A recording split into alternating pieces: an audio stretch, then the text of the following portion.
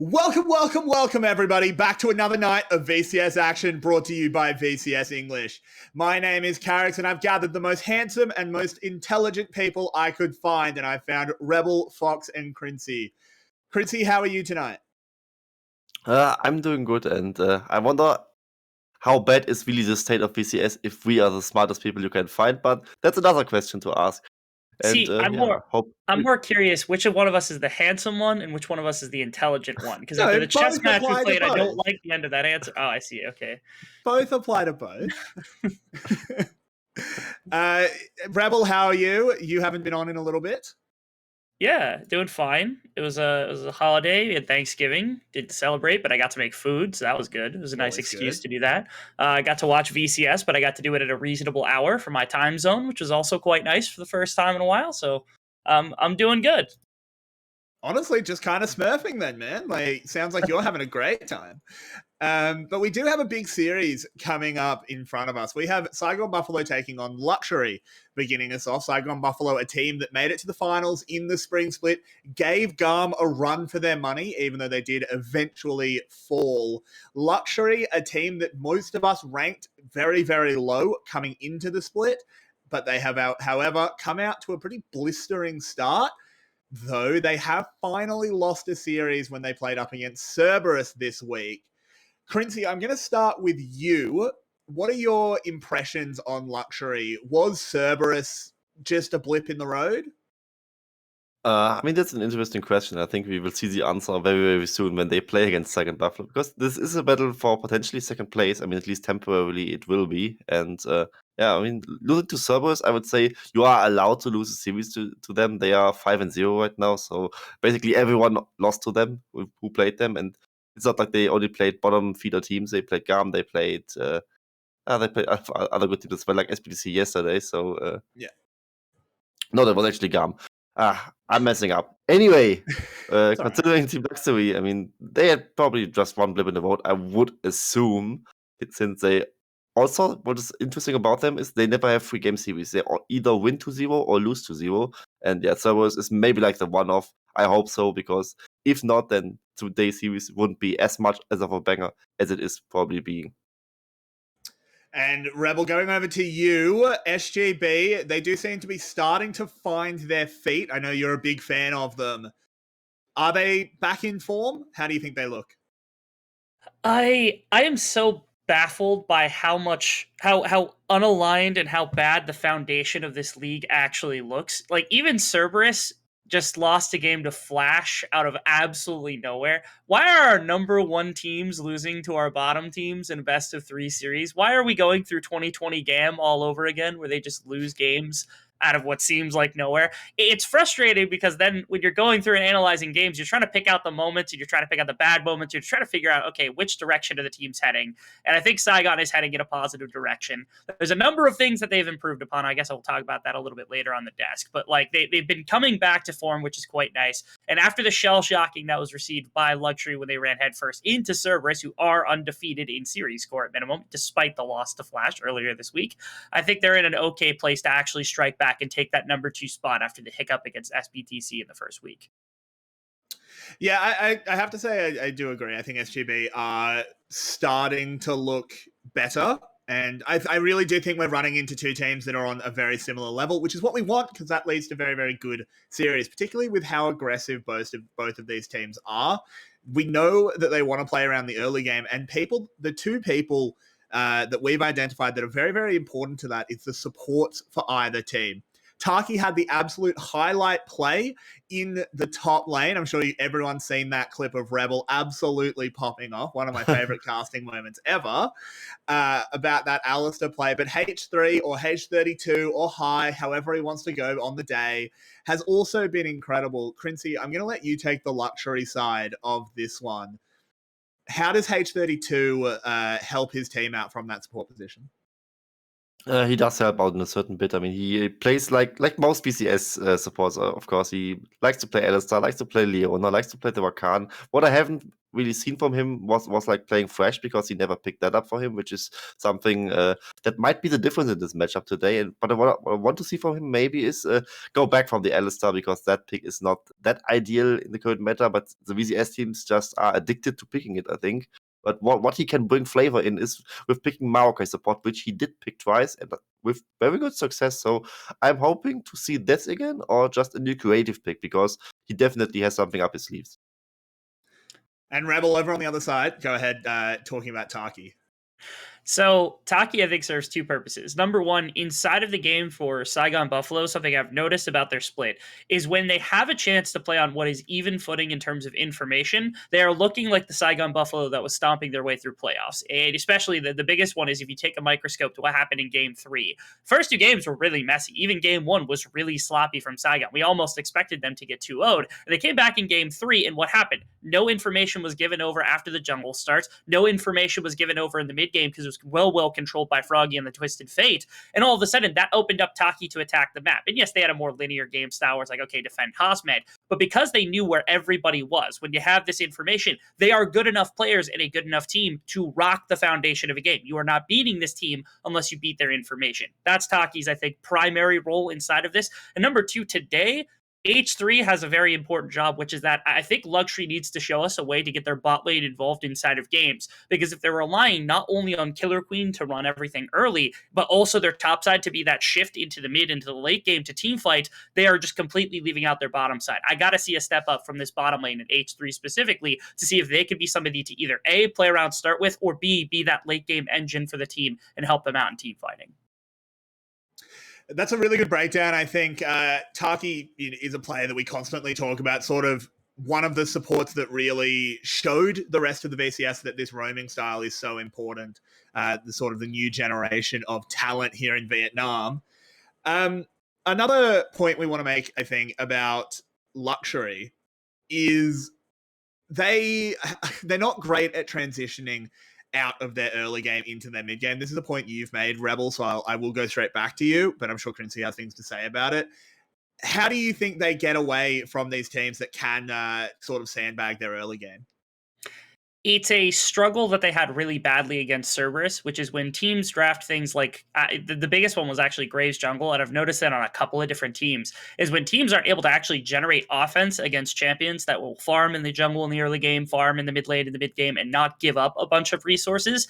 They don't really know how to take advantage of utility stacking with like dragons or Rift Heralds or anything of that sort. And I think that's something that Killer Queen could easily become like very, very infatuated with, especially if 𝘀𝗀𝗎𝗍𝗍 gets behind him. And that's somebody I'm looking at. Is he's had a great split to this point. I want to see them use 𝘀𝗍𝗍 more to attack the neutral objectives on the map so that they don't have to worry about this mid-game shift if they're not opting to play compositions that'll feed into that.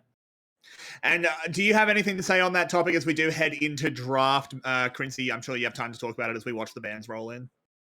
I mean, sure. I mean, with 𝘀𝗍𝗍, they like to play the Wise, they like to play the 𝘁𝗀. There are like some picks that can definitely affect the map on a global scale. So I would definitely like to see more out of 𝘀𝗀𝗍 there. Maybe they can fix some issues they had before.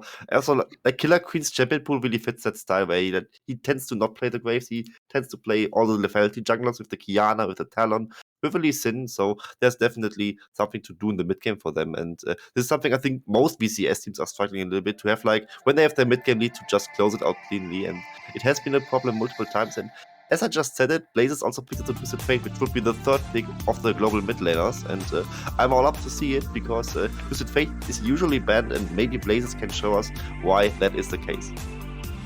Yeah, I feel like SGB have tried to force the Twisted Fate Lee Sin trade here. Hopefully they do pick up the Lee Sin. Rebel, what champions do you have your eyes on, as it's been a lot of jungle bans out of SGB? The champion my eyes are on immediately is Galio. Why? Because everyone's picking it. But do I want that champion to be selected here? No, I do not. That champion is dog water, and there's a reason for it. It's because they cannot win mid lane farming matchups against another mid laner who has this problem, right? If you're on Galio, your mid pressure is gone because it doesn't wave clear the way that it used to. It used to be a wave clear machine where in the first few levels, you're going to beat both mages. But now, that's just not the case. You have to take demats and you have to supplement so much effort just to get your Galio broken out. The champ's not worth it. play something else. LeBlanc is a much better option in this particular case, I think, because it does not similar things to Galio in the very early stages of the game where you expect roaming, but when you hit mid-game, all of a sudden this champion becomes a monster, and it's what the Galio is supposed to be in the mid-game, and even better into the later stages. For sure. And we were Sorry, go ahead, Chris. We were very close of the Galio hover for Froggy there, so it would have been even funnier if he actually picked it while 𝘀𝘀 was having his tantrum there. But I mean, yeah, LeBlanc's a much better option. Maybe even a good to counter to play a little bit and have like some impact in the early game. Maybe with some gang setup from 𝘁𝗀. He is on the Jarvan. There's something to do to get the Twisted Fate behind, so he doesn't get his roams off at all.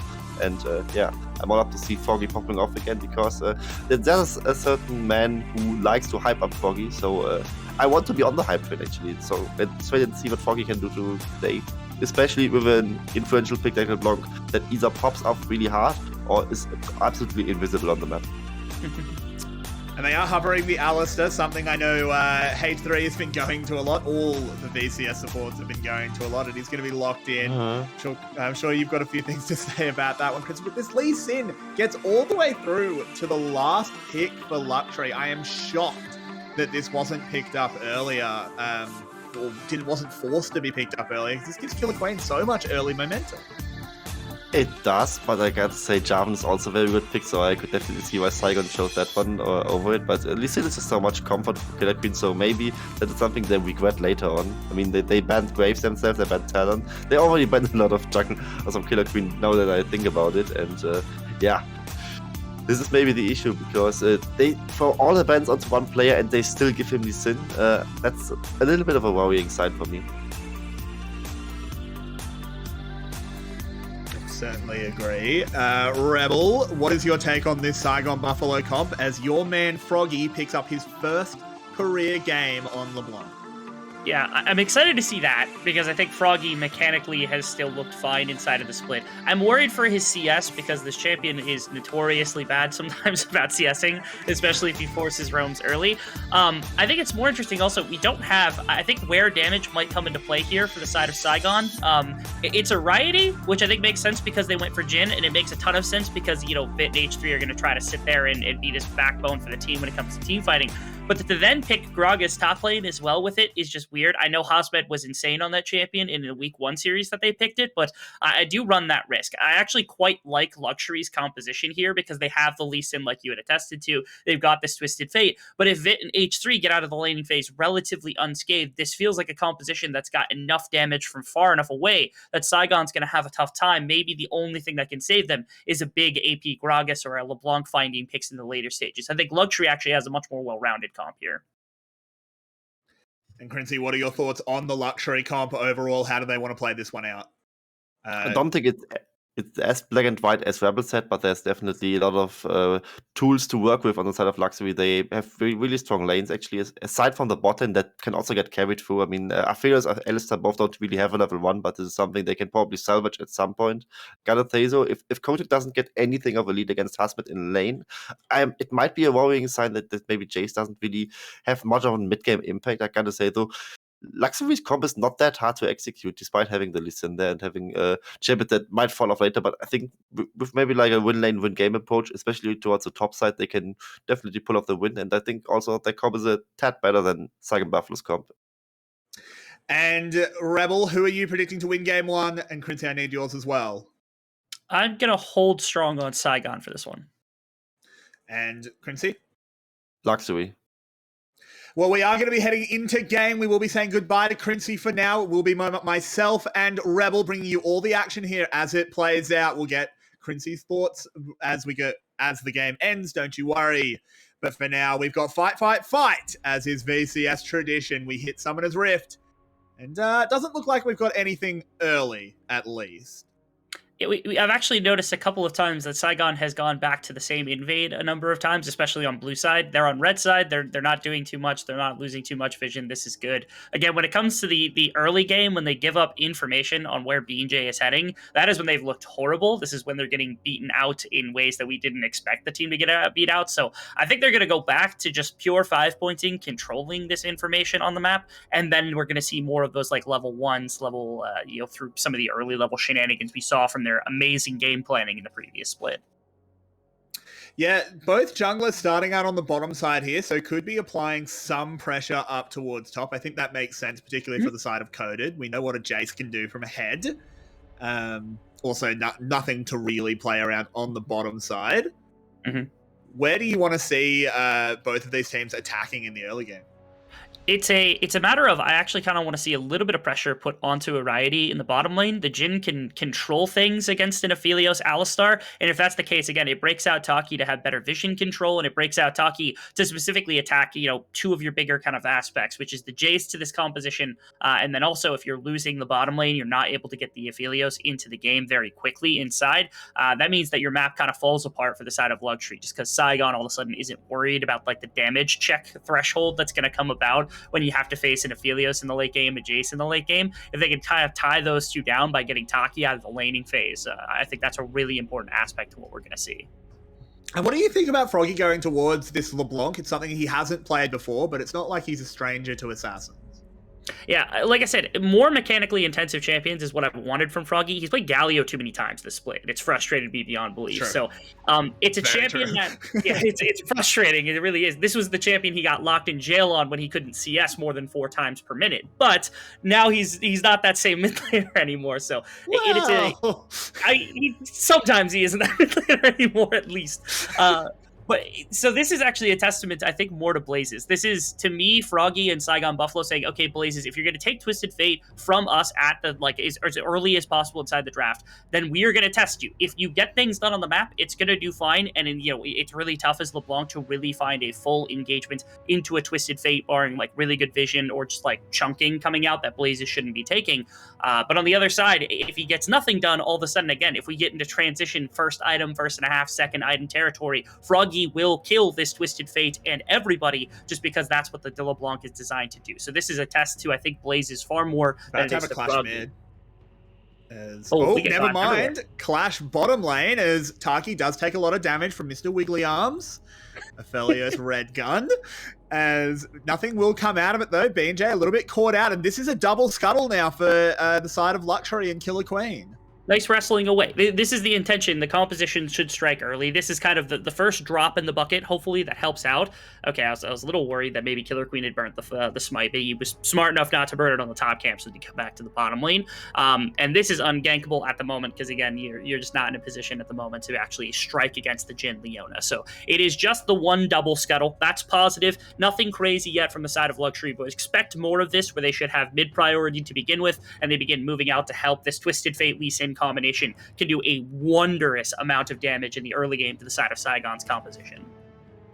They certainly should be able to. I am very suspect of the Saigon Buffalo draft in the sense that they banned out 3 junglers and then let let Lee Sin through anyway. As 𝘀𝗀cie did point out on the draft, it does seem a little bit pointless. 𝘀𝗀cie again being pushed in, not being able to have the priority and roam potential that he wants, and also, I mean, you've got 𝘀𝗀cie who can barely farm when they're just clashing in the middle of the lane, and then you add the tower. It's just not fair. It's miserable. This champion is not fun to farm on in any sense, just because like your wave clear is tied to the distortion, which is good about your damage, and it's your safety, and it's your mobility. So like there's so much tied to that ability, it's hard to use it effectively in the very early stages of the game, and especially into something that controls the mid lane the way that Twisted Fate does with a gold card. Red card is enough for like wave clear, Q's a ton of wave clear, and just auto attract trading is really good for him in the early stages. You're in a miserable type situation where 𝘀𝗀cie is probably going to find himself in this CS deficit to some extent in the very early stages of the game. But again, as long as he gets out with a decent CS, it's more about, okay, how quickly does Blazes leave? I like that Blazes respected that this is going to be a LeBlanc, can burst him out, wins unsealed spellbook instead of greeting for Predator and trying to force things over and over again, even though that's the strategy. Because if he dies even one time early to a BJ gank, all of a sudden LeBlanc controls everything and your Predator accomplishes nothing. Yeah, that's very, very true. And we are in a position now where, despite the fact that no kills have come in, it is a 500 gold lead very early on to 𝘀𝗀cie. Part of that is the jungle CS, but honestly, it's just every lane CS, as 𝘀𝗀cie do appear to be in that position of 3 winning lanes. This is scary for Saigon Buffalo, as they are one of our better early game teams. And if they're not ahead early on, they start to struggle. That they are. We are seeing what is the 1.5 minute mark before the Rift Herald show up as the timer for an attempted gank so that they can get to troll things. Cosmed low. throws out the ultimate, buys himself some space, but 𝘀🐺 can join, and this is already a kill. This is an absolute disaster. He doesn't lock a gold card, so 𝘁𝗀's just fine. But it's the first blood going over to 𝘀𝗀cie.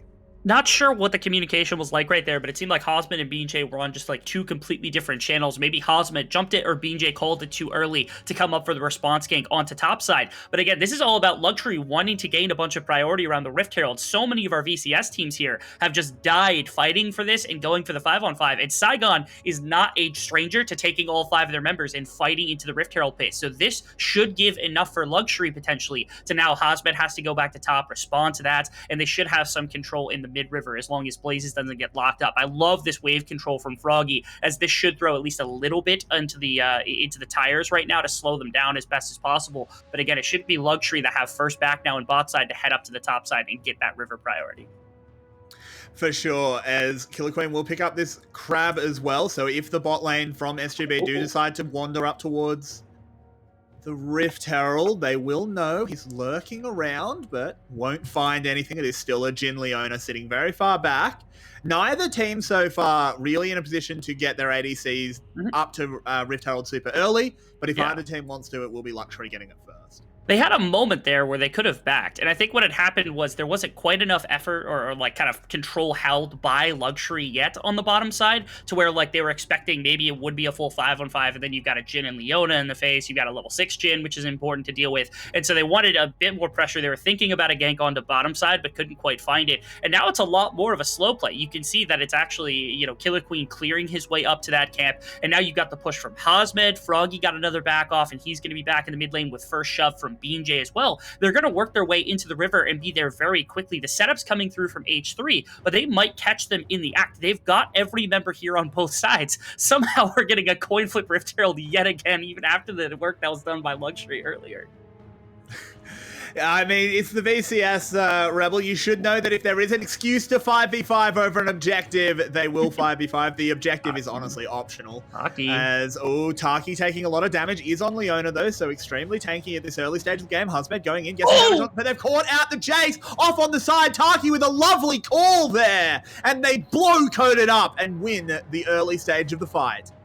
Just do be careful. Now, I mean, the problem is H3 still level 5. If he's level 6, maybe he could force an engagement. But this is really risky. They don't have anyone to really frontline here. I think 𝘀𝗀cie is just better off running away, but we know they're not going to. This is VCS. Of course not, and they do have that red-white gun for 𝘁𝗀lius, not as fearsome this early in the game, and 𝘁𝗀 throws himself in. I'm not sure who got that Rift Herald. It kind of looks like 𝘁𝗀 might have, as 𝘁𝗁 will go down as well. 1-for-1 on the backside here, making it a 2-for-1 as Twisted Fate is charging forward. He has the chakrams charged. Oriety needs to find his way out. There's the Destiny Gate coming on in. 𝘁𝗀s throws a red card. Not the one he wants. Tragic right there. It's 𝘀𝗀cie somehow able to grasp at the very last moment of a projected team fight. I am really interested who actually ended up snagging that Rift Herald, as we didn't see. I think maybe Saigon was able to grab it. Picked it up. I think 𝘁𝗁 has picked it up. Okay, if that's the case, this is a really good situation, because now, I mean, you can match this gold deficit. You got kills back on the side of Saigon. Your one fear is that I think 𝘁 actually picked up a kill there. So this 𝘁𝗍lios is something that is going to be pressing, because this is really something that is unrespondable by the side of Saigon into the later stages. And this was, I was really worried. 𝘁𝗀cy was just blind, but the level 6 from the Leona was what really made the difference. He was able to use that solar flare effectively into the 𝘁𝗁, and or my apologies, into coded my the Jace, and that was enough. The fact that they were still tenacious enough to continue this fight was crazy to me, because they have this red-white. It's time to fight. They're like, all right, step forward as much as possible. They didn't back off. They didn't wait. Instead, they've had the counterattack. They got a little bit close. Things got a little bit finicky here. One good gold card from 𝘀𝗀s could have really turned this into their favor. This is where we maybe get to see who got the Rift Herald. It's very hard to see who actually got the final smite there. Yeah, 𝘁𝗁 picks it up. Yeah. So SGB do manage to secure it. Yeah, very nice. And it's, again, the damage isn't quite there. The health bars were a little bit blinking. It was a really good split focus from 𝘀𝗀cie, as all they needed was 𝘁𝗀 to put pressure onto the Rift Herald, and that meant everyone else got to focus down the champions inside of the team fight. And right there, the red card pull was tragic. Oh, Rebel, I hate to cut you off, because we are coming back in straight to the action, as there's a lot of members in this mid lane, but Coded wants revenge. He was caught out in that first fight, and he wants to redeem himself. 1-for-1 at the moment, but 𝘁𝗀 with a lovely knock up there does manage to use that jar for damage to trade it back onto the Jace. Put it out of the fight. 𝘁𝗀 smurfing, but not hard enough. Oh my goodness. I'm not sure if 𝘁𝗃 was actually able to stop off the cube. That little belly bump there with the E at the very tail end of the play was kind of gorgeous. He smurfs on this 𝘀𝗀. Somehow, in every fight that we see him, teleport back's going to deny any additional play. But this is Saigon striking back. Now that this composition's starting to come into this mid-game, some of these first items are coming through. They're able to take fights. They shut out 𝘀𝗎𝑠 a little bit, get another kill onto 𝘀𝗀gy, get some turret plates into some of their more early game champions, and now fights around like the second Rift Herald, the next Dragon, things like that are going to be humongous. So let's see how this was set up. It was a good start there as the teleports were immediately called in, but Blazers had no hope. Yeah, I like the response. 𝘁𝗰𝗃 encoded it here so quickly. This was perfectly played, though, by 𝘁𝗃. Again, that barrel split these two up. It allowed for B&J to hit this EQ. Man, how do you let that happen? And the end of this play is the real focus. I don't think he actually stopped the Q. Yeah, he didn't, so it didn't end up mattering. I thought he was going to catch him in the midst of that Q animation, and that's what saved him. But as it turns out, it's just the innate tankiness of Jarvan that got him out of the situation. Well played, though, again, from these solo lanes. This top side from Saigon really striking when they need to. Yeah, for sure, but 𝘀𝗀ry were quick on the play as well, so they did get something out of it, but it is more and more going over to the side of Saigon. Despite the kill lead and the use of that Rift Herald, though, the gold is dead even, Rebel. Yeah, I mean, 20 CS deficit for 𝘀𝗀gy in the mid lane. Yeah. What in the world? There's that. The Jace is still picking things up on top side, which is still problematic. 2 kills, as well as like the 10 CS advantage, the turret plates, big for this team, as well as the kill into the Aphelios on the bottom side. 𝘀𝗀ry, they're not going out of this early game with the necessity of getting massively ahead. The important thing is that this Lee Sin and that this Twisted Fate kind of help control and facilitate these side lanes positively, and it's going okay, because the Jace is feeling fine, not into the 𝘀𝗀 most of the time, but is feeling okay on his own right, and the Aphelios is untouched so far. I really need to see that change as we get into Dragon focus, as we get into like the 15 to 20 minute mark. The member to look at for that, I think, is 𝘀𝗀gy. As soon as he hits this Ludens and has kind of control over mid-wave, over top of Blazes, things get a lot more dicey on the bottom side. That's where maybe the attack can start to come through. And 𝘀𝗀gy absolutely grinning, as it is a shield bow Aphelios for Vit, something he always complains about when we see those Gale forces. But the first mythics have come in for both AD carries. Only 𝘁𝗀 also adding his name. No, I tell a lie, Coded has his Eclipse. My mistake. And more are completed, just to make me even more of a liar. What do you think so far? We're hitting those 1-item power spikes with a really no objectives up for a while. What do you want to see these teams doing? So the strike in this mid game on these first items is humongous. You think about how much damage innately is inside of a Jarvan, inside of a 𝘀𝗀. They're able to take advantage of it. 𝘁𝗀gy tries. He's fishing for an ultimate, gets the flash out of Coded at minimum. But this is where I think their strength is. Their team fighting at this point, very superior to the side of 𝘀𝗀ry's. You want them to test you around Rift Herald, around Dragon as much as possible. Control those, because that's also going to be your bridge into the late game. Either they test you on the fights and you beat them there because your composition's superior, or you just take the objectives and all of a sudden you have 3 dragons, you get a soul point in your back pocket, and that helps you bridge that gap a little bit. And to 𝘀𝗀ry's kind of avail, I mean, you're setting your Aphelios for the later stages. If you can sneak 1-2 objectives here, burn that timer, all of a sudden the late game becomes yours, and it's a testament against the side of Saigon for how good they can play without damage. Ooh, Killer Queen not quite punished. 𝘁𝗀gy missed that Zenith Blade. Could have potentially been a collapse there, but it is 8 members around the mid lane, Rebel, with top laners reinforcing soon. It is the classic VRAM. 𝘁𝗀med will catch onto the cow, but that W missing there from Riot, he's kind of unforgivable, but it doesn't matter because the Gragas ult should allow them to shut him down and claim themselves some stake.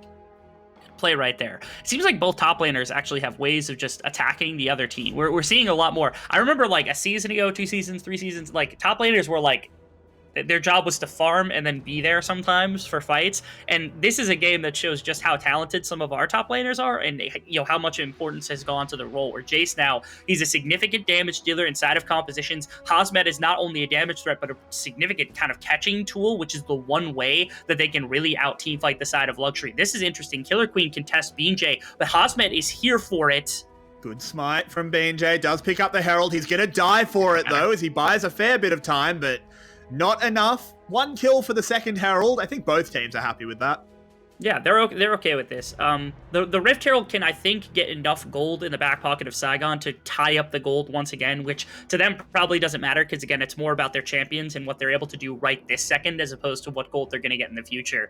I do think they need to use it to try to get somebody into later game type territory, and given that Froggy's down 20 CS, I kind of want to see them use it there, just to try to get this LeBlanc into a position where, like, Vit has to tread lightly if the vision is around. Otherwise, like, he just gets to sit there and do anything that he wants, and you don't want that for the affiliate, as he's farmed pretty freely throughout the game as it is.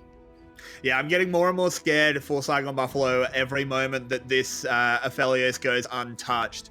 He's just scaling up into that nightmare that we know he can be, though the rest of the map is going well for SGB, I think, as this LeBlanc does have her first item. Froggy did pick up 2 kills, though while the farm is bad, he's not in a terrible situation. And 𝘀𝗀 on this Gragas, we know he can perform miracles, Rebel, here in this game. Absolutely. Like I said, you take it back to that week 1 game. I remember giving him specifically MVP points because he had one of the most tremendous E-Flash ultimate and then immediately into ever Frost usage that I'd ever seen on a Gragas before. Some of the best mechanics that I'd ever seen on that champion. You can see 𝘀𝗀cie are actually leaning into the pick. Yeah, there is actually going to be a kill down on the bottom side as Jace has been taken a headbutt pulverized onto 𝘀𝗀cie, but he flashes out and he's safe and home. 4 members to bot side? 𝘀𝗀cie. Insane. There's not a dragon up for another minute either. So I was like, okay, maybe if the dragon's going to be up in a second, but there's still a minute out. They're going to give mid tower that 𝘀𝗏 could actually drop it mid or take it back top lane. I was kind of hoping he would turn right to top side and give it to 𝘀𝗀 so that he and 𝘀𝗀 could split some of that gold. And the entire outer ring of towers would then be aggressed against, which would be kind of crazy. But instead, Saigon's going for the fight. They stuck around for too long.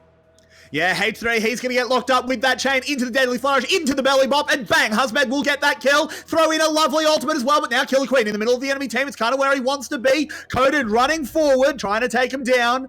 But in the end, it is going to be the disengage, as all 5 members of SGB survive. Yeah, they get a short time where now H3 isn't able to actually put up any vision, and a bit of gold comes back just because the bot lane tower gets aggressed against his 𝘀𝗀cie. I mean, they're going to be in river first, but at this point, especially after ultimates, that many ultimates were utilized from the side of Saigon, this actually might be their opportunity to really contest a dragon, but it seems like they're pulling out of that situation relatively quickly. This was the pick that led to everything, which was insane to me. This was so fast from Saigon. 𝘀𝗀cie again. Yeah, teleports to bottom lane. H3's roaming, 𝘀𝗀's roaming. Again, if this is on a dragon timer, I'm like, okay, this makes total sense. You're just trading for the dragon. You're making sure to slow down the game. You're giving up gold elsewhere, but this is okay. You could respond to this, but that was unacceptable. And once again, we come out of a replay directly into a fight. The VCS special. Aphelios is dealing a lot of damage. 1-for-1 at the moment. The jungler has fallen for SGB. That's an important one to track. 𝘀𝗀 moving forward. Moonwalks his way back out. 𝘀𝗀, he's gone deep, but he's not threatened as he hits onto 𝘀𝗀cie. Doesn't take it though. The curtains open up. The barrel goes in. They're trying to stop them playing bodyguard. Bang! The final shot rains on him. Kills Lee Sin. 𝘀𝗀 follows him to the grave. And then Aphelios returns to the moon. Incredible stuff. Saigon kiting backwards out of that fight. Really low health bars on a number of members, but able to make things happen off the back of a variety. He was able to find a flash over the wall to position himself so that that Jhin ultimate was going to be hitting people from across the wall. Lee Sin's Q was already down. There was no one to contest him there. And unfortunately, Vit got a little bit too hyphy right there as well, stepping up in the fight into the danger range, got ulted by 𝘀𝗀, took him completely away from the team. It allowed this fight to get split up. The damage wasn't allowed to turn around on anybody. It was a miserable situation that sets up another dragon for free on the side of Saigon. And you can see once 𝘀𝗏 went down, this was a fight that needed to 𝘀𝗀cie lose this fight. Yeah, that is an insane ultimate. He missed a couple earlier, but he's making up for it now. And again, this is the point I want to talk about. 𝘀𝗀 hits 𝘀𝗀cie. He's too far to return on the Q, and that means no one's there to contest the Jhin. And that means, okay, 𝘀𝗀 gets to kind of close the gap with that E-Flash, pulls 2 kills alongside him, and Froggy's able to clean up a kill onto Vit. Again, so close to being incredibly in the favor of 𝘀𝗀cie. If they win out that fight, they grab the dragon as well because 𝘀𝗏's not around to contest it. But instead, Saigon put their foot down. They used the superior team fighting in the early phases, get themselves a second dragon. Unfortunately, they do kind of waste this Rift Herald here. I assume it was actually pretty close to timing out, so they just dump it in the mid lane. Doesn't actually get anything done. That mid lane tower was taken a while ago. So that's not ideal, but Saigon Buffalo are using their teamfight prowess to come out on top at the moment. They are this 1,000 gold ahead, 4-1 on LeBlanc, 4-0 on Jhin. You got to be pretty happy if you're a Buffalo fan, but they might be here to destroy your dreams as 𝘀𝗀 gets jumped in on. It starts it off with a lovely Everfrost. He just sits there. He's just gold forever. He's able to stop. On the other side, 𝘁𝗀 puts them into the pot. The curtains open up and 𝘁𝗀 is firing. Rat-a-tat-tat, he gets the kills. It is 2 down for the side of 𝘀𝗀cie as the Buffalo have stampeded on forward. It's a rough situation to be in here, and I'm starting to note a theme that's happening with 𝘀𝗀cie's team composition, and it's that they don't really have a good way to just start a fight that goes in if it's not H3, and he's getting pinched away from the remainder of the team. Right there, 𝘁 and H3 came in on the bottom side. The rest of the fight was happening on top, and 𝘀𝗀 bought so much time, this got split down the middle. It was all Saigon in one collective area, and the only person that can do damage like that is probably 𝘁, who just gets annihilated on the bottom side of the fight because there just is nothing for him to accomplish when everyone from Saigon collapses onto him. This started off with a solid pick potential. I loved that E because it repositioned and allowed him time so that the kick wasn't going to put him further away from the rest of his team. And he just stood there. The ultimate forces out the flash too from 𝘁𝗰𝗀, and this is where the engagement came in. They tried H3 and Coded try to get to the remainder of the members. 𝘁's down here. He hasn't even thrown an auto yet. Like, this is an Aphelios who got exactly 1 Moonlight Vigil off worth of damage, and that was it. That is an unacceptable setup for your team fight. Saigon, they're using terrain to their advantage to make sure that they can continue to exploit this mid-game that they've got as best as possible. And now, 𝘀𝗀 stepped into a great position. Froggy's in a great position, and worst of all, Ariety's in a great position, and when you don't have a frontliner other than an Alistar, that's a team-fighting ADC. And we started off once again as the 𝗀𝗿 goes in, followed up immediately by the Gragas. The health bars for 𝘀𝗀cie are looking anemic, Rebel. 𝘁 does manage to get a couple of auto attacks off, but it's just not going to be enough. It's 𝘁𝗀 with another knockup, does get kicked away, but not good enough. As the Twisted Fate falls, the Lee Sin joins him. And now with the Jhin opening it up, he's firing on in. Doesn't actually do enough damage, but the Deadly Flourish will. As they pick up a 4th, they pick up a 5th, and they move over to Baron. And this is the move. I mean, 20 seconds now, this should be a free Baron with the ace off the back of this. And this is Saigon, who have taken this very small lead out of the mid-game. They were patient, they waited, 𝘁𝗀 didn't take over the map, Top Blazes didn't take over the map, and they've just been exploiting it with this combination of 𝘁𝗀, 𝘀𝗀, and 𝘁𝗀 being this amazing front line. The CC has been there, the damage up front has been there, and it's been impossible for 𝘀𝗀cie to set their feet and get their front back to back 5-on-5 so that 𝘁 can actually do the damage he needed to inside of fights. It is something miraculous to watch, because earlier in the split, Saigon was making mistakes that would have cost them a game like this. 𝘀𝗀cie was looking unbeatable when it came to situations, but these top level teams, these top half teams that 𝘀𝗀cie has started to find in the second week have been kind of keen to these ideas that they've been bringing and shutting them down immediately. They certainly have. Let's have a look at how this one plays out. It starts with a lovely ult from the 𝘀𝗻. Yeah, it was the combination of 𝘁𝗀 locking in the bot lane and then the Gragas barrel coming out from 𝘀𝗀 meant that they were down half their health board before the fight even started.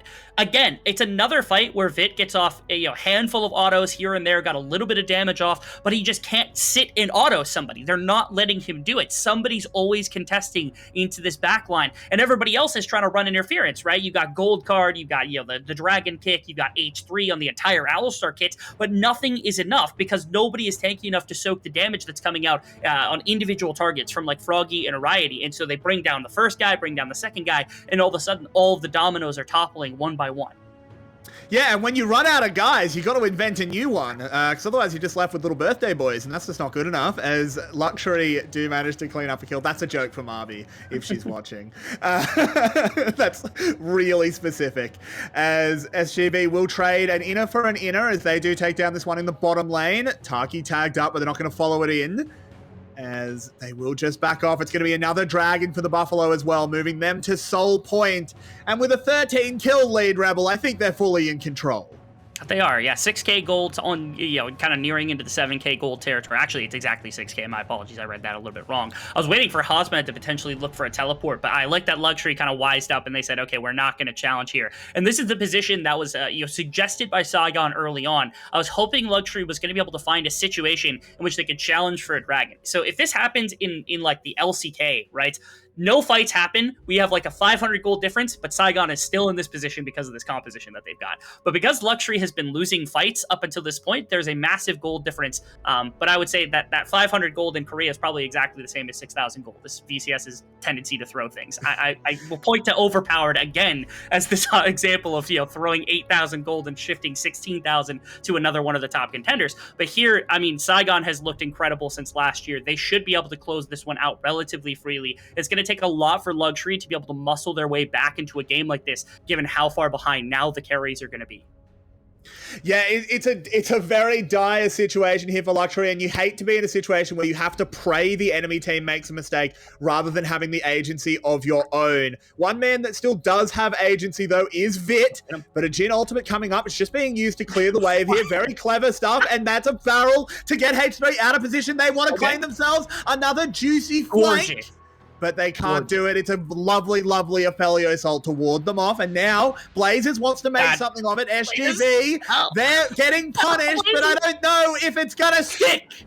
Oh, Blazes, why? You gave them something back. They're still chasing. Maybe 𝘀𝗀 can make something happen, but yeah, they should just turn away. It was such a good defense. They shut down the Baron play, right? Like, they can't keep sieging that amazing Moonlight Vigil out of that gun, out of the blue gun that had come about. The Infernum was humongous. It dropped everyone to half HP, and if they can get a full engage, they can get a full engage. The problem is H3 got dropped so low at the beginning of the fight, he can't be your primary engage, so you have to find an angle. 𝘀𝗀 kind of pinched into his own base, and nobody else is capable of making that happen. So while it was gorgeous, it was just a deterrent, which is why I was frustrated that Blazes came out of nowhere and was like, I'm gonna gold card, I'm gonna turn the team around, and you just kill him on the way out, because nobody's close enough, they don't have the engage. The best they can hope for is to stall for what is like an EQ from 𝘀𝗀. Where is Ariety shooting this fight? He's shooting at 𝘀𝗀 this whole time. If he's just dropping shots into it like the All-Star. He was farming the wave. Was clearing it, I should say. Yeah, he was going straight along the line of the wave. It was 100% clearing the wave. I think 𝘀𝗀 being nearby was just a coincidence. Picture in picture, though, Rebel, we have a fight because we can't have replays in the VCS. 𝘀𝗰𝗶𝗹𝘀 picked up another kill as we return to live. 𝘀𝗀 was found, will not be accelerating out of this one. Nope.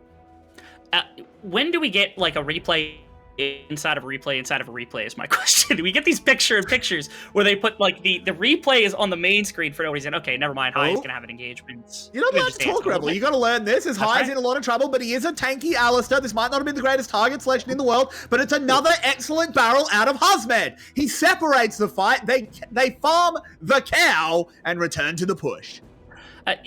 Pretty much the only top laner in the world that I've seen continue to play this pick, and he makes it look so dangerous just because of how proficient he is at this team fighting type style. This is better than 𝘁𝗏, honestly. I'd rather see them pick Gragas from here on out as a team fighting champion than a 𝘁𝗏. Honestly.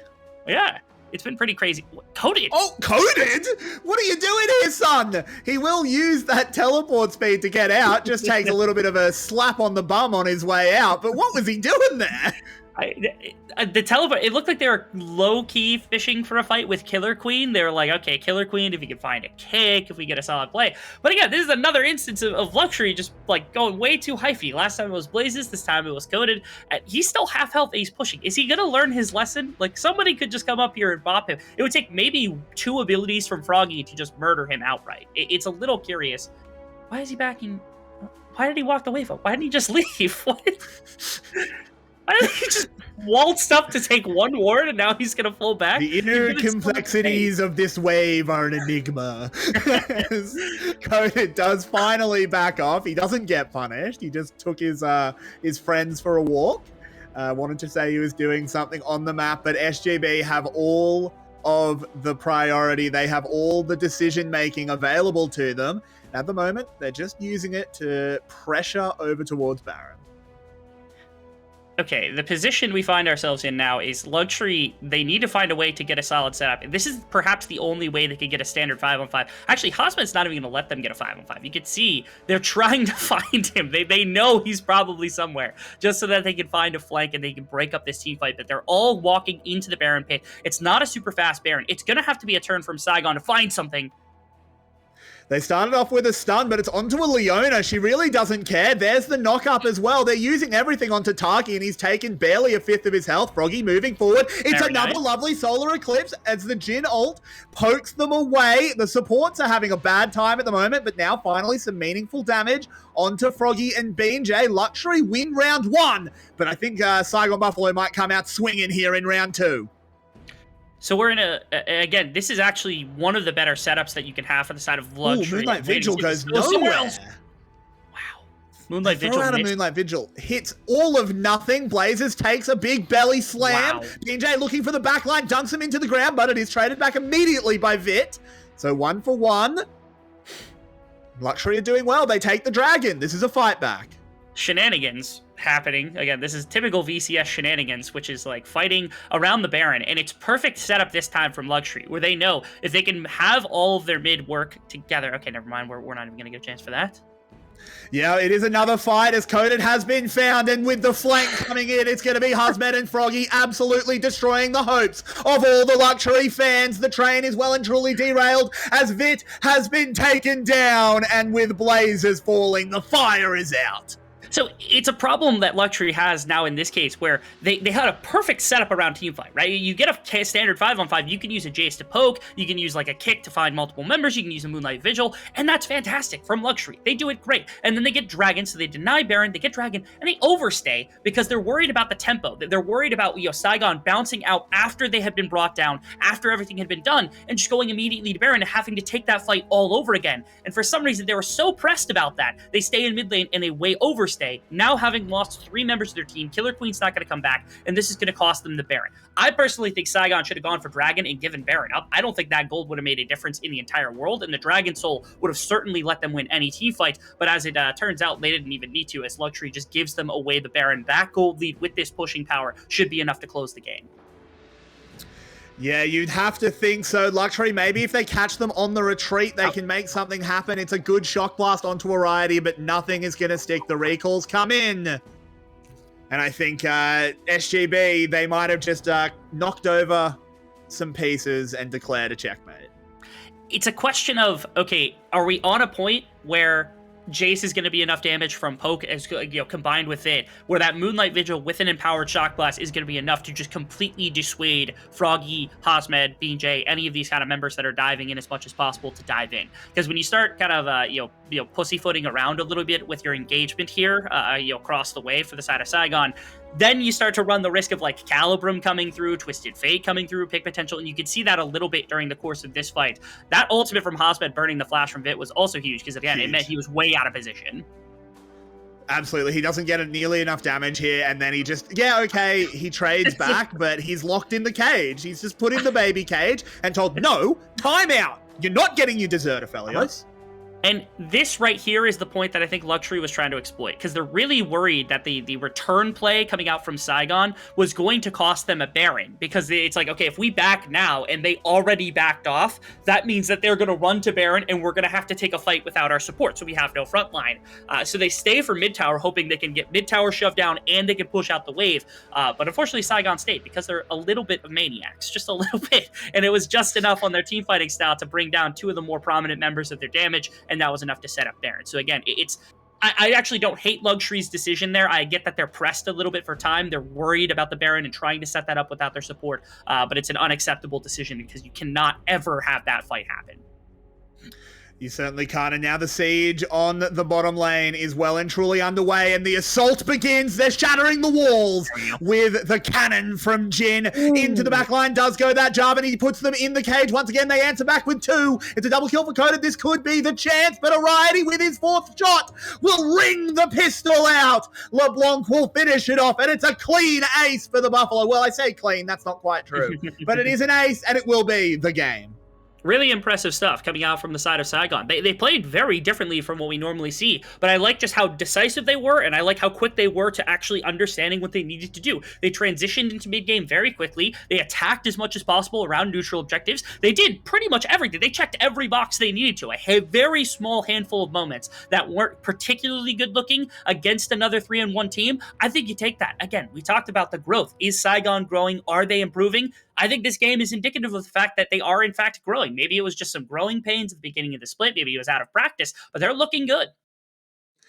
Absolutely, they are. And I believe that even though that game 1 did end up being a little bit dominant by SGB, 𝘀𝘀rie showed enough signs of life that I think we've got a real series on our hands. A series that we will need to bring in the second member of our Brain Bunch. But first, we're going to recover our voices and take a little bit of a break.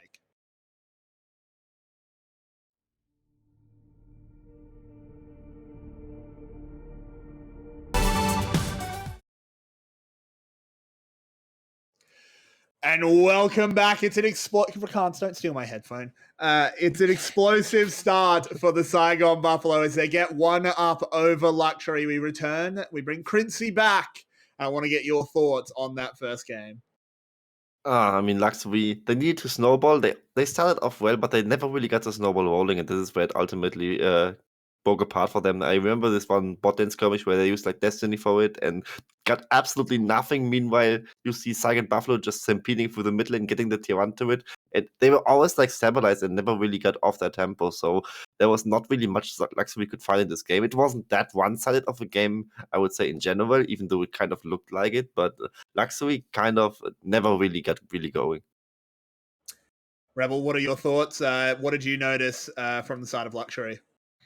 That felt like a game from 𝘀𝗀𝗃 where if you were to swap out some of the parts, like if you had like Talon in that game, if you had, I'm not going to say Galio, but another earlier game, mid lane or something like that, and you had another powerful lane to work with, like if you were the ones with a Jhin or a Lucian Nami, something like that, something very early game, that felt like a game that they would have been able to spike very quickly and strike very fast against Saigon to a point where maybe it wouldn't have been recoverable. But because they kind of indexed a little bit into early game and a little bit into late game, it bit them because, again, that mid game transition is where they've really been getting punished. And Saigon was able to do it probably to perfection. So I actually agree very much with the point that 𝘀𝗀𝗃 made, which is this wasn't as one-sided as it looked. It's just that, again, when the control got shifted over to Saigon, they had almost no way of taking it back, barring really good team fighting, barring being able to get the Aphelios going in the laning phase. And Vit and H3 weren't up to the task, unfortunately.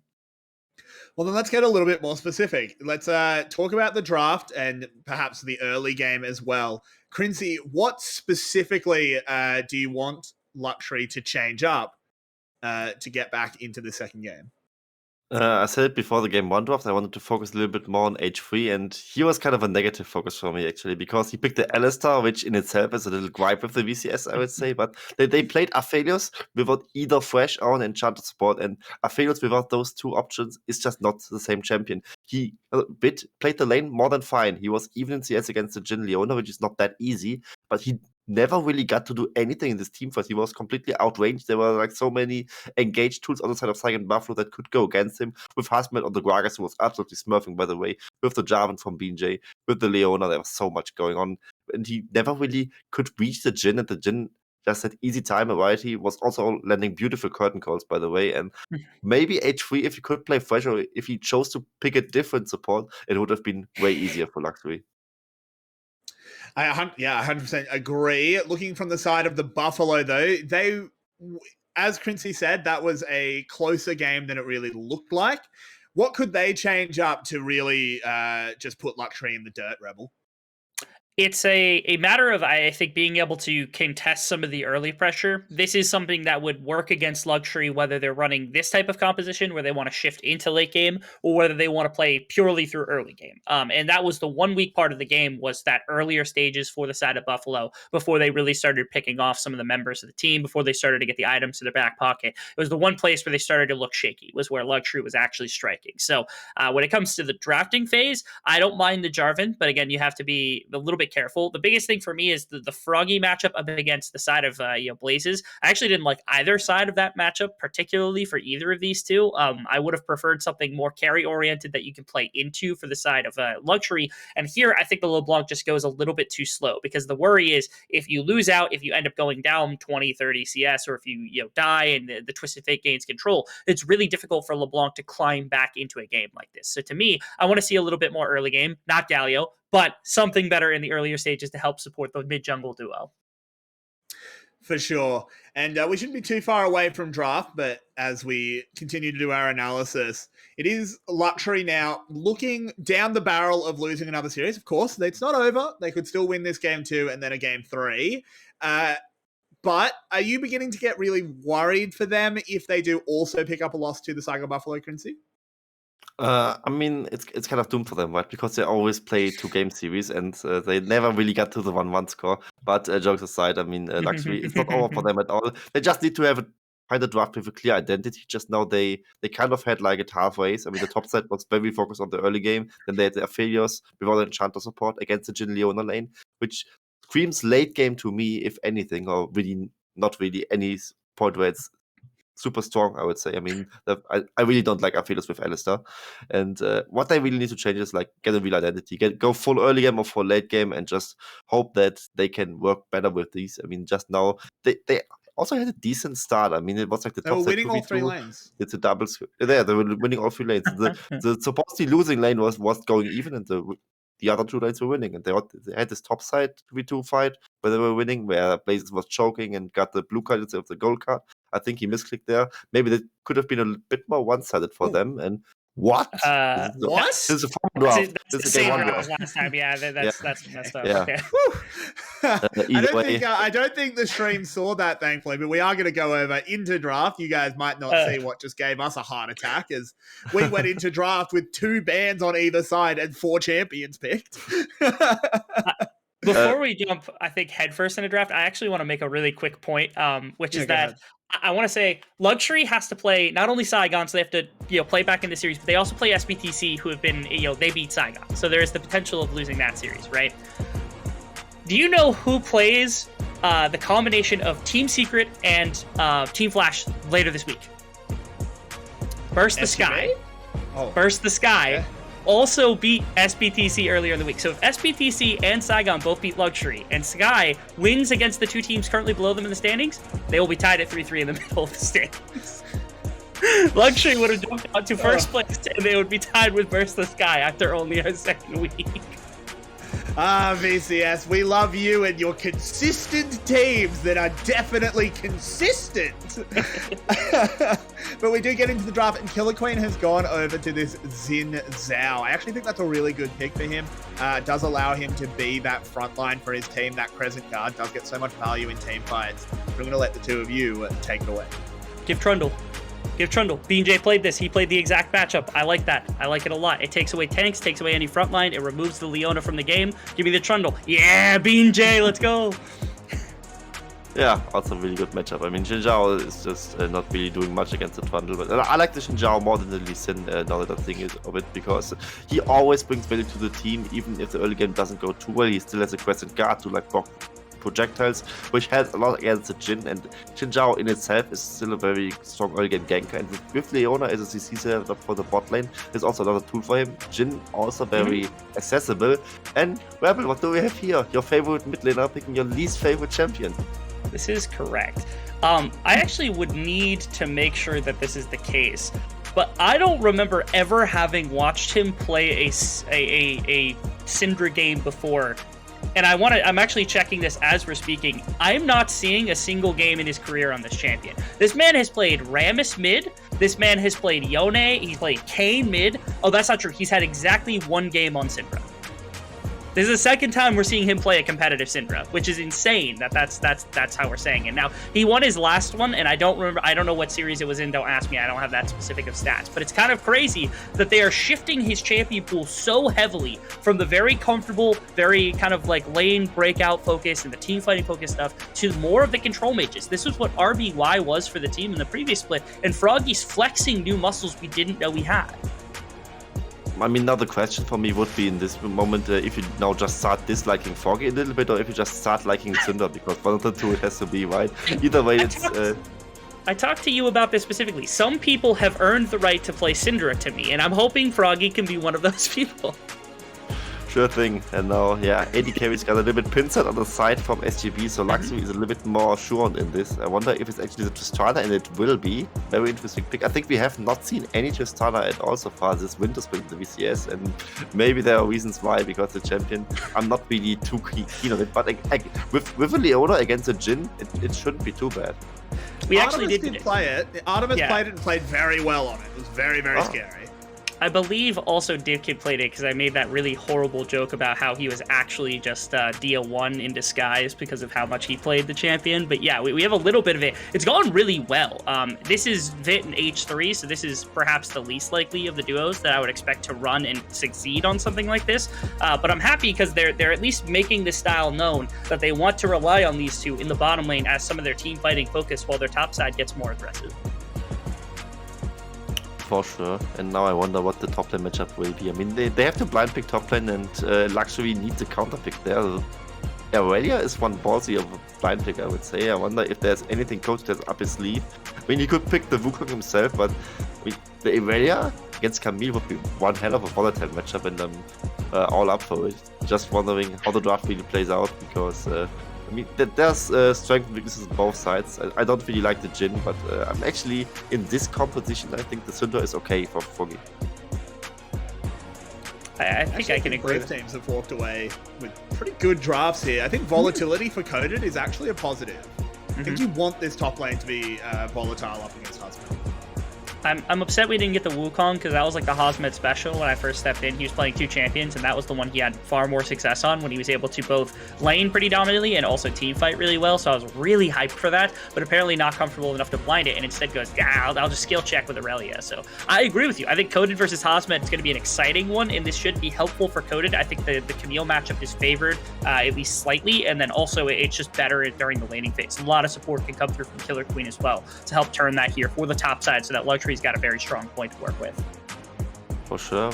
I think this mid-game composition from the side of 𝘀𝗏𝗏 is so brutal. I mean, you have the 𝘁𝗀, which should still be at a strong point at this point, because laning phase is a bit more easier for her. Since I mean, 𝘀𝗀's weakness is the farming. I think on 𝘁𝗀 is a little bit more easier than on the LeBlanc at least. And you also have Irelia spiking there, Jhin spiking there against the Tristana, who has somewhat of a weak mid-game. And I think like this, I would probably favor 𝘀𝗏𝗏 even in this draft. For sure, and I do need to get a prediction from both of you with a bit of reasoning to it. Rebel, you first. So this game is actually quite a bit of a toss-up to me. The one thing that is driving me a little bit insane is I'm worried about what Vit can do, especially since I think Killer Queen has an easier time ganking both the Aurelia and the Syndra. I actually think 𝘀𝗀ry has a better comp, and they will win this game. And sorry to cut you short, 𝘀𝗀cy. I need your prediction, and then we will head straight onto the Rift. It's for 𝘀𝗏𝗏 for me. Fair enough. And with that, we are going to head on to Summoner's Rift for Game 2. Will SGB close it out, or will 𝘀𝗀ry fight back strong? 𝘀𝗀gy going towards the cursed Syndra. I'm sure putting you in a very difficult spot morally, Rebel. Like I said, I always like it when people can prove me not necessarily incorrect about my feelings about the champion, because that's something that probably will never change. But I do like it when they can prove that they deserve to play the champion, because there's mechanics on this champion that go well beyond just like general mage who has good wave clear and okay trading potential. People play this champion in such boring ways. I love people who can use a QW flash forward with a scatter the weak and find an incredible multi-person stun. Somebody that breaks team fights apart without needing an ultimate, without needing an absurd amount of damage. Really good Syndra players are really good at the champion, and they are fun to watch. I don't like anyone else playing the champion when it's generically strong, because it's boring, and most of the time all they do is sit there, press Q on the wave, press ultimate in a team fight, press E, hope that they stun enough people to win things. For sure, and I want to talk about another matchup that we didn't get a huge amount of time to talk about, is the top lane, because we have 𝘁𝗀 on Aurelia. I said that I think from 𝘀ed's perspective, injecting volatility is good.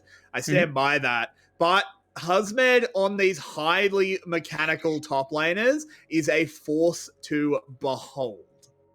Yes, 𝘁𝗀 is, I mean, mechanically speaking, he's one of the best top laners that we have. I'm a little shocked that, he didn't get his choice in this matchup, but I know he oftentimes goes to Aatrox in situations like this, and I'm curious what the Aurelia can do, just because I'm worried about the volatility and how it goes against him in this place. The only reprieve he's going to have likely is actually in the form of 𝘁𝗀. Again, I think 𝘁𝗀 has a harder time ganking mid than Killer Queen, but has an easier time trying to gank 𝘀ed in the top side. And that's where I think pressure has to be put on. So you can see he cut Raptor right to blue and is heading to top side and should actually be on top side, slightly ahead of Killer Queen. He skipped to the blue. Yeah, he went right for the Krug for the fastest level 3 possible, and he's going to try to hit 𝘀ed as fast as he can. Yeah, needs to stop the hook shot with the pillar, something that's not too hard to do, and does it well. Hasn't thrown it out yet, and 𝘀ed is in so much trouble. Throws the hook shot now. It's a good stun, but it's not good enough. As bang, the pillar comes in, he bonks him down. Now 𝘁𝗀, he's going to get traded back on Killer Queen. He's going low, though. Will get cleaned up. It's 𝘁𝗀 time, baby! As Blazers tries to come ignite the fire with another teleport coming on in. 𝘁𝗀, he should go down, but 𝘀𝗀gy manages to get away, and what a scrap in this top lane. Oh, I love this from both teams. 𝘁𝗀 fast as possible, making sure that 𝘀ed's going to feel the effects and getting the Aurelia as fast as possible in. And we see both junglers respond. We see both mid laners respond. It is scrapping for early game pressure. 𝘁𝗀 played this perfect. The pillar was a bit early. I agree with you. You probably should have used it to block the hook shot. But the fact that 𝘀cie thought he could get out of this situation and the flash to block that was gorgeous. No flash on 𝘀cie means that that's his only way of escaping. This duel, I think, was a little questionable for 𝘁𝗁, but the call from Blazes was that he wanted to show up as fast as possible. And this is the unfortunate moment, unfortunately, which is that 𝘀cie died first, so he gets to teleport first, and 𝘀𝗀gy just barely mistimes this scatter the week. Already not looking good for the Frogster on his path to actually play this Syndra, because if he times it right, he gets that immediately. And even in the early game, it is constant fighting coming out of the replays as 𝘁 will go down. An unanswered kill for 𝘀𝗀ry. Yeah, 𝘁𝗁 finds his way to the bottom side. Again, it is...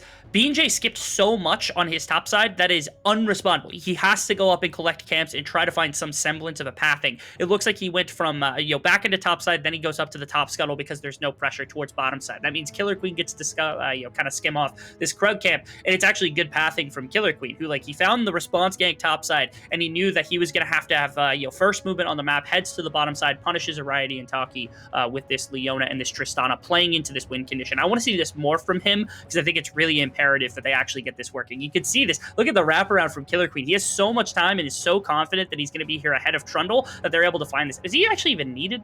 Oh, he didn't even get assist. They just jumped on him. Okay. Nope, they just jumped on him. That was just 𝘁𝗀gy being out of position and 𝘁3 doing a fantastic job keeping it there. 𝘀𝗀gy and 𝘁𝗀 have moved up towards this top side as 𝘁𝗀med crashes an enormous wave into the tower. Great little hover right there as they had protection. I was kind of hoping that they would step in and just try to drive 𝘀𝗁 away from this, but the 15 CS lead speaks for itself right now. They are working towards making sure that 𝘁𝗀med's going to feel comfortable in the one-on-one, and if they can get it to the point where 𝘁𝗁med can generate his own plays, all of a sudden this game, it gets scrapped really quickly. The Syndra has a bunch of pressure in early phases against the LeBlanc, should have better wave clear most of the time to work with, and as long as the Aurelia is feeling okay in source of this game, even if they have to trade dragons for it at the beginning of the game, really that threat is removed, and all of a sudden the Aurelia can become a superior team fighter. And that means that the threat is then for 𝘁 to try to survive against that dive. He has been caught out, but has the aftershock. He's fine. Mm-hmm. Yeah, nothing too crazy. And it is, I think 𝘀𝗀ry is noticing that there's a bunch of pressure going to top side, and they're responding with bot side pressure as much as possible, which is, it's a lot of force onto Ariety and 𝘁𝗀gy. They're going to have to survive quite a bit of an onslaught on the bottom side, and more importantly, the dragon stacking is something you'll have to pay attention to. Again, I'm okay with 2 dragons going over for a 𝘀𝗀ry. That's the breaking point. After that, if you're still trying to put resources into 𝘁𝗁med and he is not taking over the lane, you have wasted your early game. It is not going to work anymore. Yeah, and 𝘀𝗀ry will take their side of the trade, as you said, trade some dragons for the 𝘁𝗁med lead. It will be the Ocean to go first as they begin that stack up. It's a good start for both teams, honestly. I think they're getting what they want out of it, and as you said, it's just going to be about how 𝘁𝗁med actually navigates things.